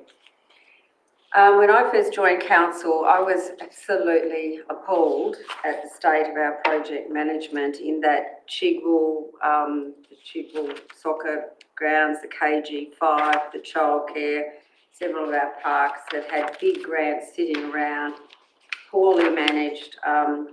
They ended up costing nearly double the amount, and it took a lot of effort, and congratulations to the staff for actually reining it in, knocking it back into shape.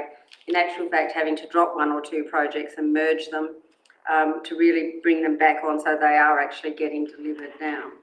I was around last year when a whole department got given the exit door because we had to try and make the budget more contestable than it was.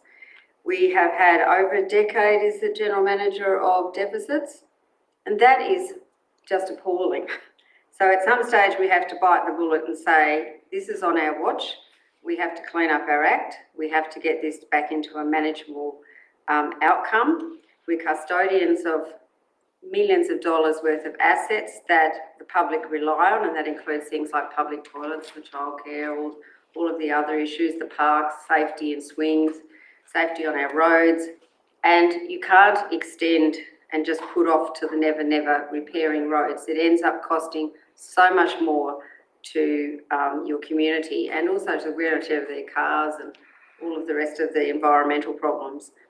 So we've looked at 9.5% as an interest rate, just to show you that, you know, if it hadn't been for some recent movements in the interest on our investments, I think we would probably be considering a higher rate than we are. So at 8.95, not happy, but I am comfortable that we have no choice. Our expenses, like everybody else's, have gone up.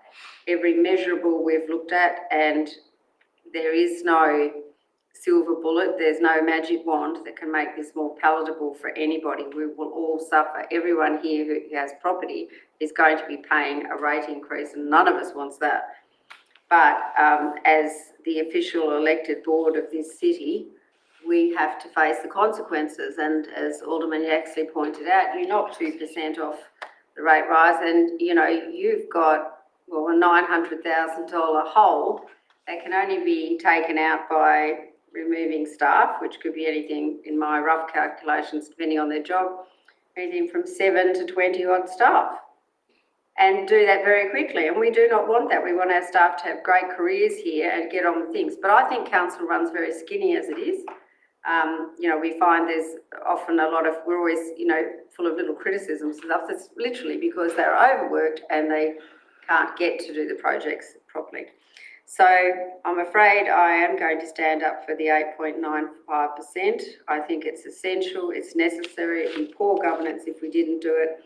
I think whilst the community may not like us, at the end of the day, we're making a decision for the future, and we're not going to put ourselves, we're looking out for the next generation of people too. We just can't keep lumping generational debt on the next generation. So I'm all for spreading generational load when you're building a bridge or a park or something to that effect, but we just can't continue the way we've been going. And so I think it's about time we bravely stood up and we were accounted for it, what we're doing. Thank you, Deputy Mayor. Councillor Quick. It's somewhat surprising when we're talking about a budget. We have 51,000 people in our city, and there are only 4 people here tonight to listen to what we're saying. I'm not too sure how many are watching through the live link, but I wouldn't. And I wouldn't. 12. One's my mum. I mean, for people who know me, I've been involved in looking after the dispossessed for many, many years. 15 as a federal member of parliament with my office at Bridgewater, and teaching at a whole lot of disadvantaged schools. And one of the things that I set out to do was to change people's behaviour, to challenge them, to look at their priorities, for them to participate in education, in job creation, in budgeting. And it really worries me, as we talk about our budget tonight, that $1 million a month is going into the 8 or 9 hotels in our municipality. If you go past the fast food chains, you're struggling to get your car in because there are an endless supply of people taking advantage of KFC, Kentucky Fried, and all the other ones, McDonald's and Hungry Jack's. I don't like. I mean, I agree with lots of things that Alderman Slater said, but people have to look at their priorities. I know when I first moved into Glenorchy in the 1960s, it was completely different. People had different priorities. There were no plastic cards. If you didn't have the money, you couldn't buy it. But now people are living beyond their means and then screaming and expecting NGOs and governments to provide services that they should be looking to provide for themselves and their families. We have dysfunctional schools. We have dysfunctional society. We're paying a couple of guys every day to try and curb the young people hanging around the council chambers. As people have said, we've been poring over this for months. As Alderman Hickey said, it was originally 9.5. It's now 8.95. I agree with Alderman Yaxley that we need to get into a surplus. We need to set the example. I mean, I pay my rates debited every fortnight. It comes out of my bank account. There are lots and lots of options for people. I mean, true power bills are going to go up by over 9%, and people are going to have to prioritise what's really important to them. And I think in a perverse sort of way, I think it's a positive that people are finally going to have to prioritise, whether it's an 80 centimetre screen from Harvey Norman or a $3,000 refrigerator from Harvey Norman, or to feed their kids sustainable food, give them a good education and teach them some basic principles about how to contribute to society. Now, I'm probably preaching to the converted, but you know, it is hard, Stuart. It's going to be hard for people, but you know, we have pensioner discounts. If people are doing it really hard, they can come to the GM or come to us and we can talk through their problems. We've got Colony 47 and Anglicare up the road. if they're being overwhelmed, they can come and talk to us and we can perhaps think about other strategies. But this has been a really hard thing. It'd be ideal just to say, like some councils, 3.5. But if you look at what's happening on the mainland, 20-30% increase. Ours is not only moderate but sustainable, and in a couple of years' time, when we finish our term here as councillors, we can say with some pride, we've ticked the right boxes, and perhaps a greater number of people in our municipality will look at different ways of tackling some of their social and financial and family problems. I support the 8.95. Thank you, Councillor Quick. Hannah, do you have a question? I do, yeah, and just, oh gosh, I'm not sure what to say about that. I had before I ask my question as background, I don't think we can downplay the situation that people are in right now. And so I'm a little bit upset to hear those comments. I bumped into someone in the supermarket the other day, a bloke who was looking at the cost of pies, and he was saying, how come it's doubled from last week? And he was saying that how him and his wife survive is that they have a big bag of the home brand Quick Oats, $1.50 per week. They have the bags of the $2 home brand popcorn, and they get one $4.40 cooked chook a week. So that's what they do to fill themselves up. So yeah, I mean, the rate rise that we're proposing, it's $2 to $3 a week. But I don't think we can downplay what impact that's going to have in people's lives that are in a very different position to all of us. Like, we're all ratepayers here. We've all got friends in this municipality that are going to feel the impact. But yeah, I don't think we can downplay what we know is good governance for us to do as a board. So to follow up with my question, thanks. To look at this, Alderman Slade's proposition about the 6.95%, I'm wondering about something that we talked about in early workshops, which was the scale of road reparal. That's not a word, sorry. Renewal, yeah. There's a percentage, and we peg a sort of line in the sand of what condition they have to be in for us to repair it, and that's kind of a sliding scale. Like, we're at 3 and we could drop it down to 2, and then we save this amount of money. Yeah. So yeah, my question is, how much savings could be made if we did that?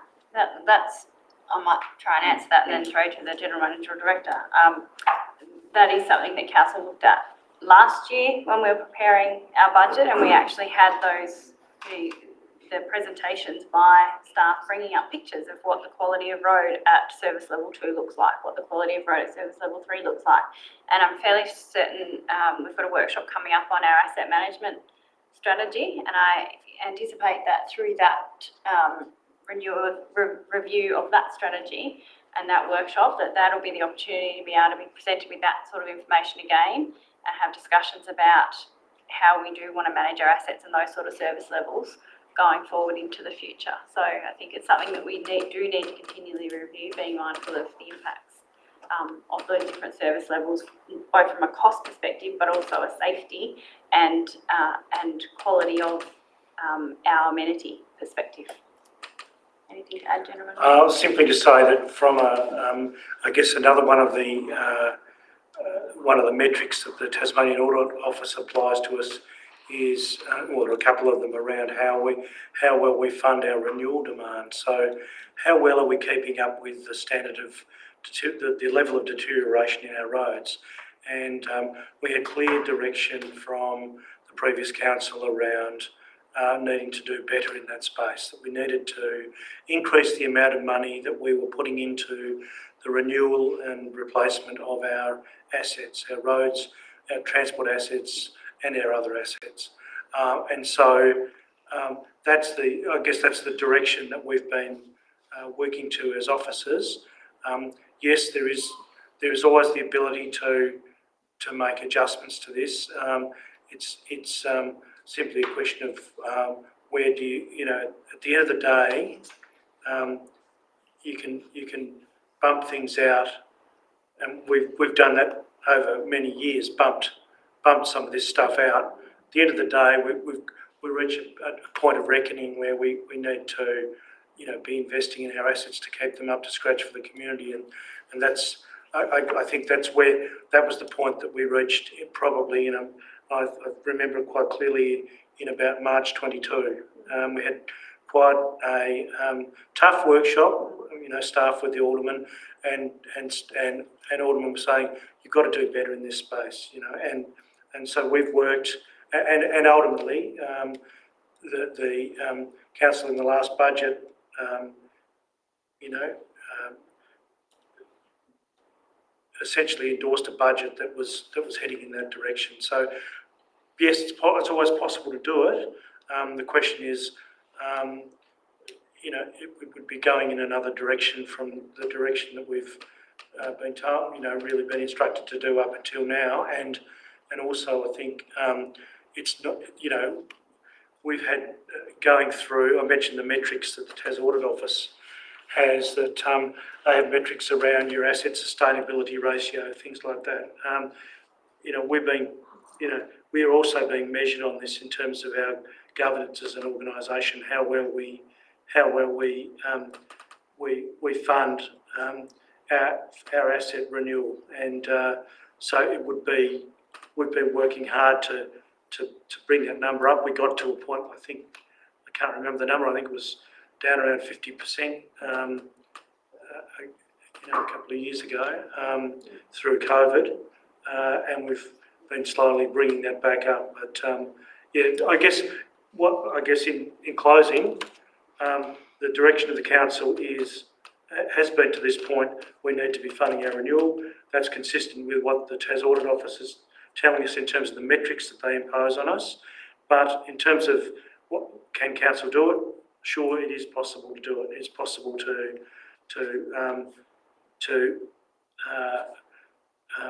you know, reduce the level of renewal on our roads. But what we will see over time is a deterioration in the service level that's provided. Thank you, General Manager. Thank you. I think I'm the only one left to speak before Councillor Kendall closes debate. So I really appreciate the robust discussion and comments around the table, and appreciate that there are some differing views on what's proposed before us I was going to say this afternoon, but it's well and truly this evening now. This proposed budget, as we've heard, aims to have our council wiping out its deficit in this council's term, so that we are in a position to be able to maximise our strategic investment opportunities for what is a rapidly growing municipality into the future. We've seen through reading the report, and we heard at our budget presentation on Thursday night, that in the past financial year alone, councillors had to account for more than $16 million worth of infrastructure taken on as a result of subdivision development, all of which, of course, this growth is really welcome, but it comes as a cost. It comes at a cost to council and the ratepayer in having infrastructure to support ongoing, so that we do have quality roads and footpaths maintained. And this is on top of our existing $1 billion worth of assets that we are required to maintain and depreciate and account for in our budget. It's a significant responsibility that we need to take really seriously as a board of this city, as the Deputy Mayor has alluded to. As a council, we want to provide the high quality infrastructure and services that our community needs and deserves, such as quality roads and footpaths, stormwater and flood mitigation, playgrounds and recreation spaces. And as the General Manager has just said, we have had some really tough conversations over the last couple of years in particular about the importance of funding asset renewal, because for some time there was a gap. And when the spreadsheet was presented to us showing the gap in here's what our asset management plan says we need to spend in order to maintain our assets to an acceptable level, here's what we're actually proposing to spend, that was alarming to us as an elected member body at the time, and we said this isn't good enough. This is why we keep falling behind, because we are not adequately funding asset renewal, and that was a very clear direction that we gave to the General Manager, and I feel is a very strong direction that we have continued as this new elected body through our strategic plan. The goals that we have endorsed in our strategic plan and some of the actions that that are proposed in our annual plan, which we'll get to as our next item or so. So we can't neglect our opportunities for the future by only focusing on the here and now. We do have to think forward, and I'm really pleased that we are considering, our long-term financial management plan and some of the risks associated with keeping those proposed increases low as well. And as the General Manager has said, we will review that again each year. It's not locking us in. It is important to note that. We have a responsibility to make sure Glenorchy can continue to grow, not just this year, but next year and into the next decade. We have a responsibility here to leave a legacy for generations to come. And to do that, we need to be fiscally responsible. As a council, we have the opportunity to wipe out our deficit by the end of this council's term in 2026, and that was quite clear direction that we gave to officers in preparing this preparing this budget as well, recognising the benefits that will have and recognising that it is poor governance to continually be in deficit. I think it's either 9 or 10 out of the last 12 budgets. 9 out of the past 12 budgets have been deficit budgets. That's every year, 9 of those 12 years spending more than we earn, and that is just not sustainable. So what we're considering at 8.95% urges us to not leave a legacy of deficit or debt, because we know we also have low borrowings, we have low debt, and that's important to us as well. We don't want to cripple our ability to invest on behalf of our community into the future.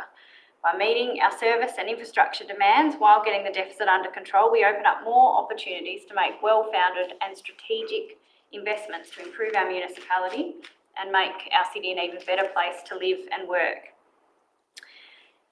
As I've mentioned, our strategic plan quite clearly sets out that we want to be delivering better and bolder and braver services and programs to our community, and that requires getting out of deficit. That is essential. Talking about how we developed our budget, we've had a number of workshops, and 9 out of 10 of our elected members participated fully in those workshops. They were critical discussions, hard discussions, and really appreciate and acknowledge the efforts of staff in preparing the information for our consideration to make sure we can make informed decisions on this important topic of budget. We were informed by our community feedback received through a community survey that ran from around October, November through to February this year, and we did a community survey the previous year to find out what matters most to our community. We've got a limited budget. How would you like to see your money spent? And also we've done community yarns, a series of community yarns over the last 2 years where that has been the focus. Tell us what matters most to you. Tell us what your priorities are. And of course the pop-up engagements that we have, as well as the discussions that we're having with people on the ground every day as elected members in the community. So it is a well-informed budget. It is considering what matters most to the community and what we hear from the community about what matters to them. Yes, it is a rather substantial rate increase, and I know that's something that ratepayers don't want to hear, particularly as we've talked about. We face rising prices for just about everything in the aftermath of a global pandemic, and across most households, whilst the rate increase recommended will amount to $2 to $3 a week, that does matter to households. We mustn't trivialise that as a small amount. It does matter. It does make a difference. I understand that many families are doing it extremely tough against high inflation and cost of living pressures, and that because of this, $2 to $3 a week, compounding across every bill, really does matter. So I share that empathy that Councillor Kendall expressed earlier. Every dollar matters, and that's why we will continue to do everything we can as elected members, as a council, to keep any increases as small as possible to allow us to keep providing the roads, play spaces and facilities that our community asks us for, that our community wants and needs and deserves.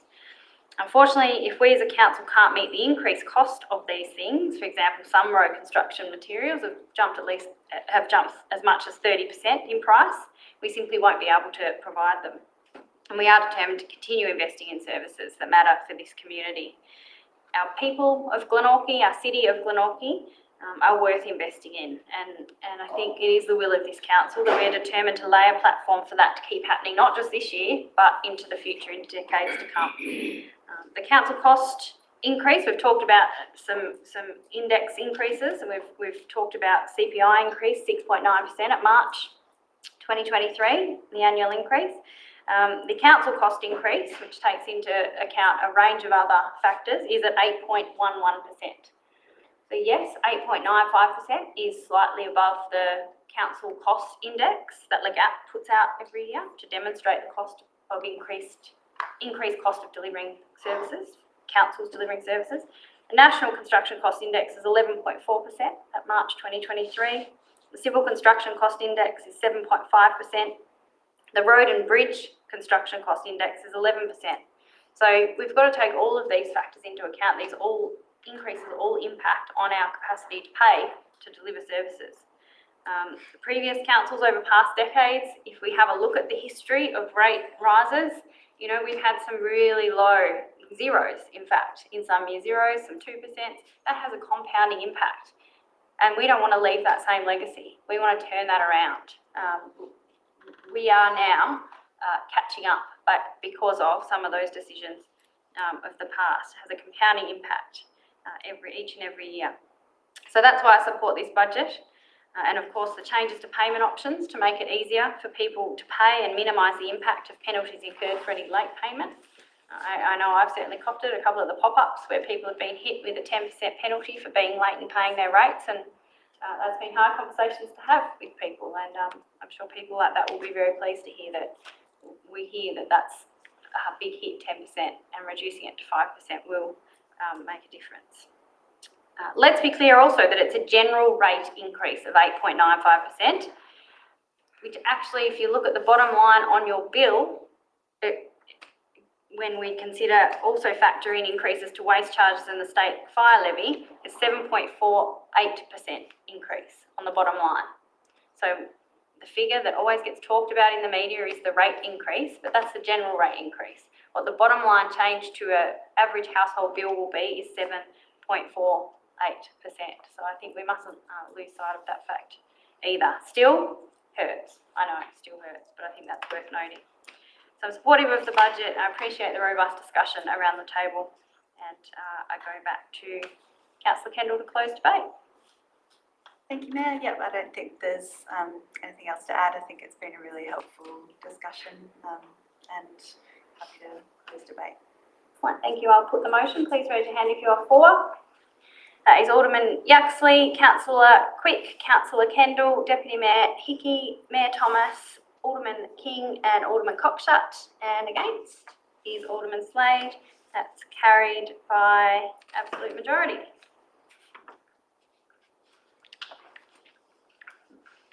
Thank you, everyone. Moving on to item 18, 2023-24 Capital Works Program and Budget. Have recommendation that Council endorse the Glenorchy City Council 23-24 Financial Year Capital Works Program detailed in this report, and adopt the proposed 23-24 Capital Works Summary Budget Estimates as set out in Attachment 1 in concurrence with the 23-24 Budget Estimates report. Would someone be willing to move this as a motion?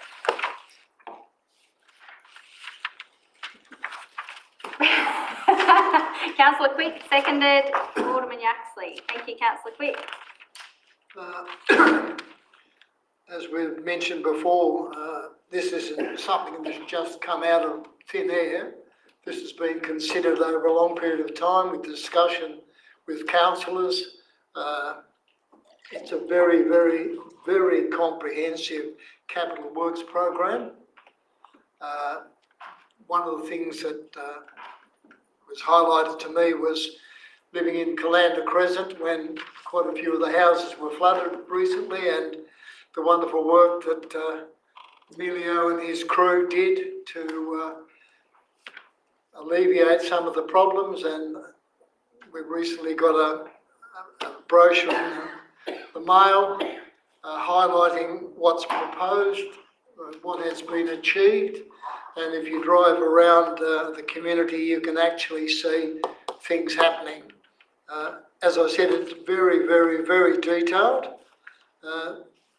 Transport, stormwater, property environment, major projects, fleet and plant, information, communication and technology upgrades.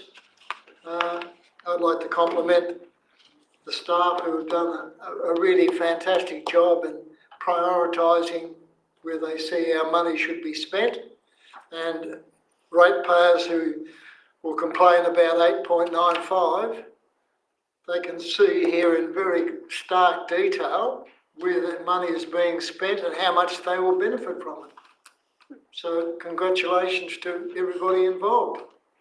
Thank you, councillor Quick. Any further discussion? Deputy Mayor. I think it's important to remember that capital works are probably the most significant part of the council's reason for existence, and certainly all of these facilities that we're either in the process of fixing, building, or making do as long as we possibly can are significant investments for the entire community. Much needed, much loved in some cases if they're local sports grounds, and they actually add to the betterment of the whole community. So it is absolutely vital that we fund them correctly to maximise their life and to meet all of our obligations, as in safety requirements and our accounting to the Auditor General, etc. So yeah, it is what it is. We have a lot of assets. It needs a lot of management, and I think we do have it under fairly tight control these days. So I feel a lot more comfortable than I did a couple of years ago. Well, thank you, Deputy Mayor. Further discussion? I'm happy to support the motion. We've got some significant money that we're spending on our capital works program. 32.6 million is what's proposed. $10.8 million worth of transport projects, resurfacing 12 kilometres of roads, removing 9 kilometres of footpaths. Stormwater, spending significant amount, as Councillor Quick has mentioned, on stormwater upgrades. Property environment, $2.3 million, including a new public toilet at Windermere Bay, upgrades to the Connewarra Bay track around Berriedale Bay, a replacement of various picnic shelters, seats, tables and barbecues. Generally, these things to improve the amenity for people using our open spaces in our community are really important. And then we've got significant projects, $16.8 million for Gibbons Reserve play space and the soccer projects, KG5 and Chigwell, and smaller play space renewals as well, upgrade to 10 play spaces, starting upgrades to 10 play spaces across our municipality. And we've seen through the few that we've done this financial year just how appreciated those small upgrades to those local playgrounds are. They are so greatly appreciated and overdue. So some significant capital works, and I look forward to continuing to be able to deliver these improvements for our community, and also note the significant work from our capital team to make these improvements to our city ongoing. Any further discussion? Councillor Quick, do you want to close debate? You can close debate if you like. Yep. It's really good to note that Council will also periodically report the progress of its capital works program through a variety of channels, including quarterly reports to Council, as well as website and social media updates, which I think is really important, because some of us tend to focus on our own little suburb, and only when we venture into others, by chance we see things happening. So it's good that, not only will we be updated, but it'll be on social media and on the council website. Yep. So really important. It's great. Thank you. I'll put the motion to the vote. Please raise your hand if you are for. Carried unanimously. Moving on to item 19, Glenorchy City Council Annual Plan 2023-24 to 2026-27. So our recommendation is that Council adopt the Glenorchy City Council Annual Plan in the form of Attachment 1. Do I have someone to move this as a motion? Deputy Mayor, someone to second? Councillor Kendall, Deputy Mayor. Yes, Mayor, I'm quite happy with the annual report. I think it's covered off every single thing we do. I would like you just to consider one thing though, and this is something that I saw happen at the Hobart City Council. Instead of page 3, I think it is, which says message from the Mayor and General Manager, I would like that to be read as message from the Mayor, General Manager and aldermen or elected officials. And then down the bottom of that page, you could fit a photo of everyone else who's contributed, because with all of these documents, significant work goes on in the background for the elected officials, and it also gives the public the chance to blame us all, or to get to know us all. So I would like to see most of our documents of this nature going forward actually have a representation of everyone at this table. So I don't really want me to move that as an amendment, or will you just accept it? I think it can be taken as feedback, whether we can still insert that into the document, David, before we publish it. I'm sure that's possible. Thank you. Any further discussion? Oh, Just a General Manager? question, Mayor, through you. Do we need signatures for everyone? No. No, I don't think Yeah, okay. You two can take the dues to blame. Yeah. Any further discussion? No? Well, I'd like to speak to the annual plan. It is the first one of this new council, elected under the first compulsory local government elections last year in October. It's also the first annual plan to implement our strategic vision. I mentioned our strategic plan earlier in our new strategic plan adopted by council in March this year. The annual plan is our opportunity to present our forward program to the community with a commitment to building facilities and providing services that our community wants, needs and deserves. And it is our plan as a council and what we are asking council officers to deliver for our community. So it's something that we are all accountable for, and I think that's warranted your comments, Deputy Mayor. The program that's proposed is focused on priorities our community told us were important to them through the community budget survey earlier this year, and the previous year was consistent, the findings, and via feedback that we've received at various community engagement opportunities that council has provided throughout the year as well. Priority actions, again, aligned with our strategic plan and this feedback, include improving the cleanliness of our CBDs by increasing the frequency of cleansing activities, including graffiti removal and litter pickup, street sweeping and footpath cleaning, working in collaboration with government agencies and community organisations to deliver programs to improve community safety and youth resilience and engagement, completing our new regional play space at Gibblands Reserve, district play space at Benchfield Park and the upgrade of 10 local play spaces, spending about $4 to $5 million on play spaces, managing and maintaining our road network, $10.8 million for roads and footpaths. I mentioned earlier stormwater upgrades, particularly in flood-prone areas around Chandos Drive, Dooley's Avenue and Humphreys Rivulet. So we've got $1.2 million to spend on flood mitigation. Working with TasWater as the lead partner to implement stage 1 of the Tolosa Park Master Plan to develop it into a major regional recreation destination. And I know our communities have long waited the movement at Tolosa Park, so that's something that's really pleasing to see in our budget for this year and annual plan. And delivering the projects at KG5 and Football Park. We continue to try to improve and increase our communication to our community, and that's a priority outlined in our annual plan as well, keeping the community informed about council projects, our decisions and operations through social media, our website and conventional media, through the Glenorchy Gazette and Mercury articles where possible. We've got significant actions undertaken in relation to trying to increase the supply of housing within the scope of our role, and of course implementing our Reflect Reconciliation Action Plan that we decided on earlier tonight. So I thank council officers for working with elected members and hearing community feedback in the development of this annual plan, and also for their efforts in developing the measures which have been included as well, again, to keep us all accountable and be able to demonstrate the outcomes of what we're doing for the community. We are a council that's very keen to be able to do this, to demonstrate the outcomes, to demonstrate the improvement and change, and to be the best that we can be. And whilst it can be difficult to measure some of the impact of things, some of the things we do, it's important that we do have something to hold ourselves accountable to, and the measures in our annual plan do provide for this. So I appreciate the effort that's gone into those measures in the plan. And yeah, happy to support, encourage everybody to endorse it. Any further discussion? No, go back to the mover, Deputy Mayor.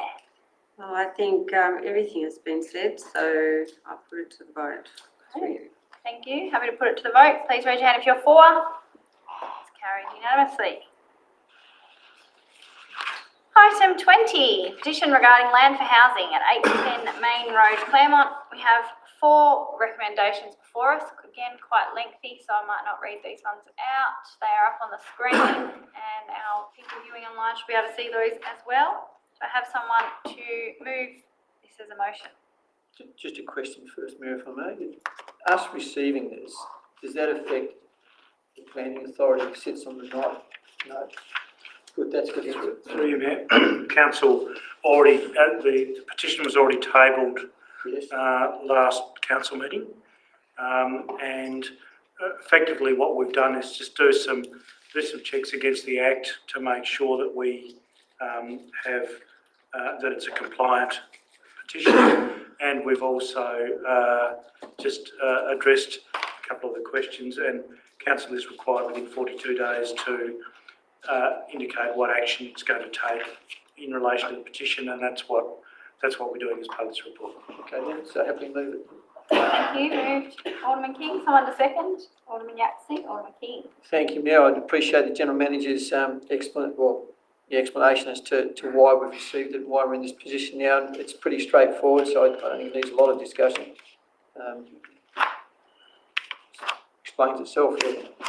Thank you, Alderman King. Any further discussion? I'm happy to receive and note the petition and appreciate the effort that council staff and the General Manager have gone through to try to answer some of the questions of concerned community members through this process. We certainly have received a lot of feedback from the community in relation to this proposal, and what I sense the sort of despair and frustration from their perspective in that unfortunately these processes do take some time. And for us, particularly us as planning authority members, we have to be very open-minded about the assessment against the planning scheme. And so as elected, whilst we might have a view as elected members representing the people, we've got to be very careful in not openly conveying that, because we must be unbiased and assess the application that comes before the planning authority with an open mind and an objective mindset. So it's a very difficult one for us as elected members wearing those two hats, and I appreciate the patience of the community members as we do go through this process and continue to wait the assessment, which could take some time given the complexity and the level of information required for the application. No further discussion. Anything to close debate, Alderman King? Just to remind the public that the planning authority is a separate authority in council and will make a decision based on whatever comes before it at the time. But that's pretty much it. You've covered most of it, so thank you. Thank you. I'll put the motion. Please raise your hand if you're for. It's carried unanimously.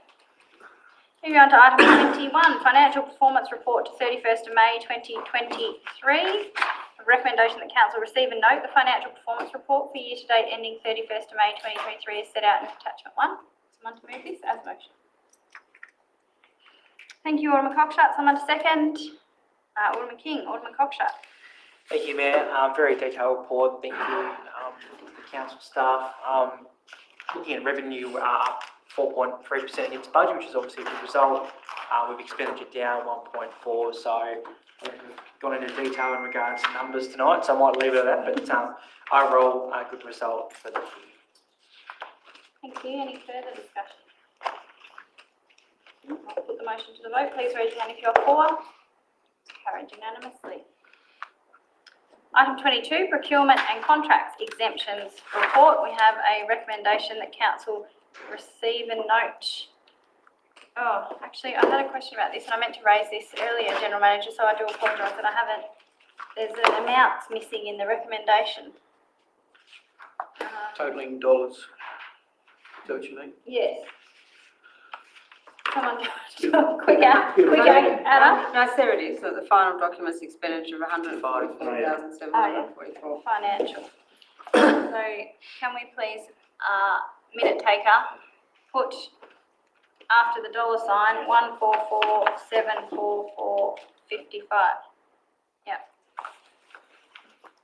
144,744.55.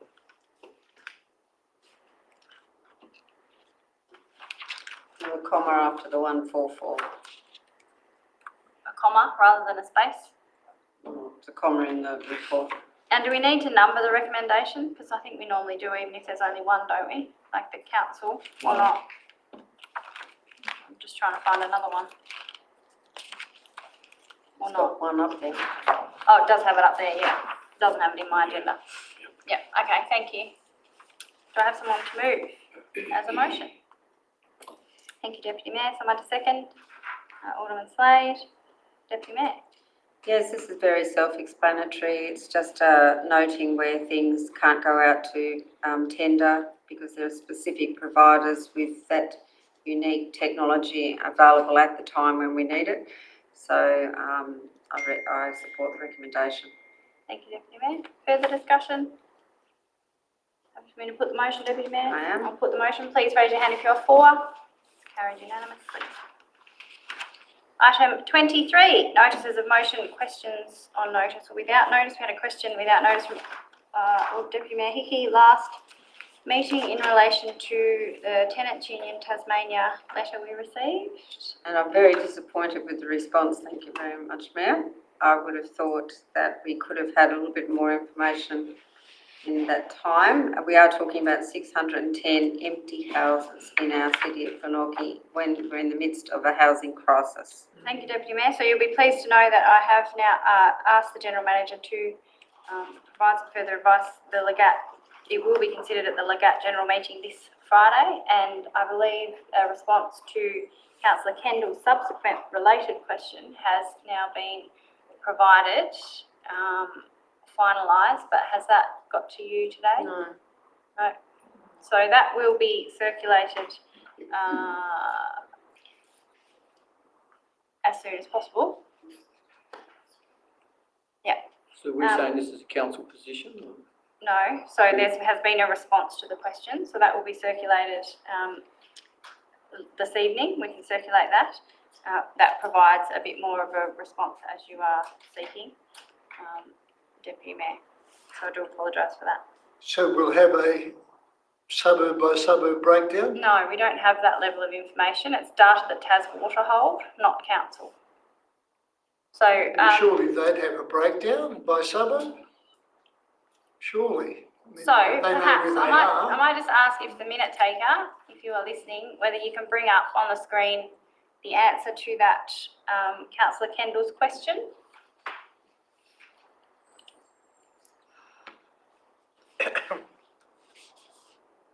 I emailed the response last Yes. Wednesday.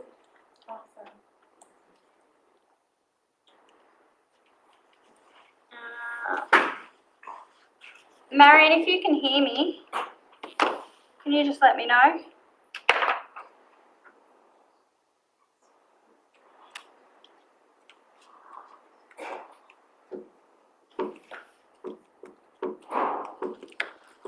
Whilst we wait, there is also a question, an answer to the question without notice from Alderman Cockshutt in relation to ground and facility hire for clubs and payment options. Are there any questions without notice for this evening? Wait, are you asking? Are there any further questions without notice in open council this evening? I've got one, yeah. I feel bad because I asked so many questions. Before I do, I wanted to acknowledge that this puts an administration burden on the management of council, and I appreciate all of your work, so thank you for that. So my question is, back in March, this is for context, a recent IPCC report, summary report, outlined the need for all levels of government to commit to urgent climate action, everyone, everywhere, all at once. So this is no longer a matter of averting climate disasters, but a duty of care to our residents right now to prepare them for the disruption that's locked in the coming decade. Many councils have climate action plans, a climate officer, or a commitment to climate of some kind. So for the benefit of the community and for elected members to know what the starting point is for us here at GCC, or maybe there's some ground that's been made already, can the officers please report back on what commitments on climate action GCC currently has in place? I can email this if that's easier. And in addition, can officers please make a recommendation about what form of climate commitment they think would be most impactful for us to adopt here in Glenorchy? Thank you, councillor Kendall. General Manager, do you want to take that one on notice? Yes, please. Happy to email. Thank you. That would be great if you could email it through to Marion and Tony.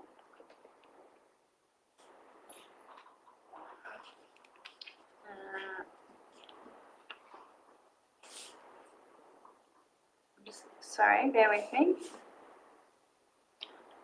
So, just waiting for Andy, I think, to bring up the answer to that other question.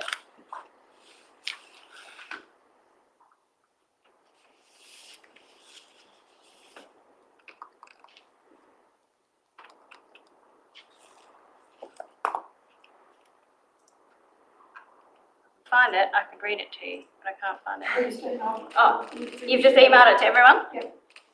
Thank you, Jenny.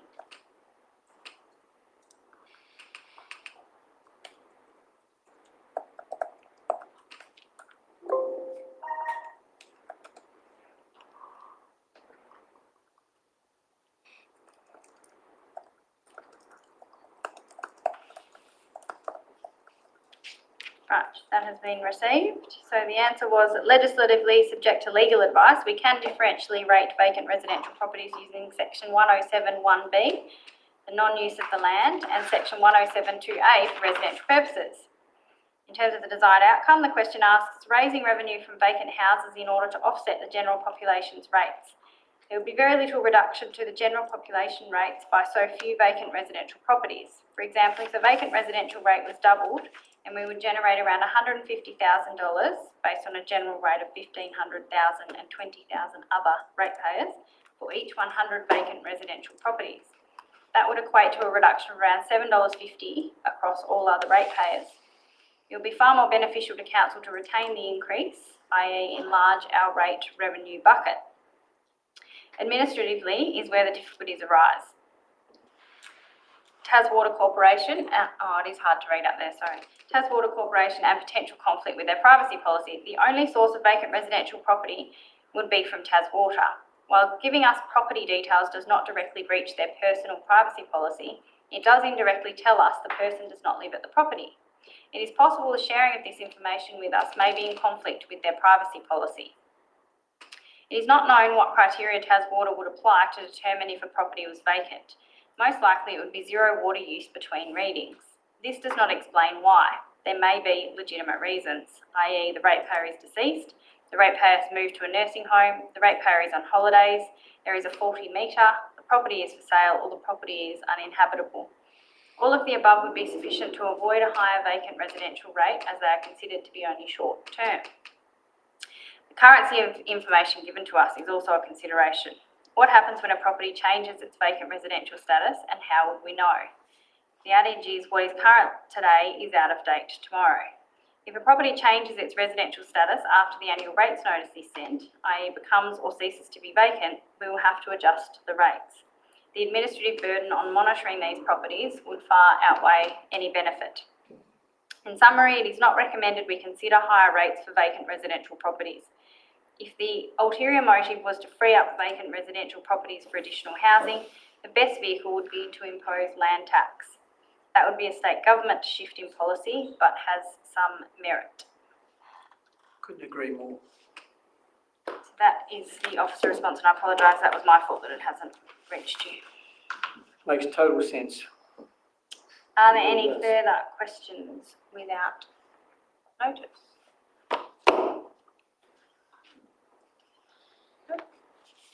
Okay, well. Move we go into closed council. Moved, Alderman King, seconded, Alderman Slade. Please raise your hand if you're for going to close council. Thank you. 7:41, we will terminate our live stream. Thank you.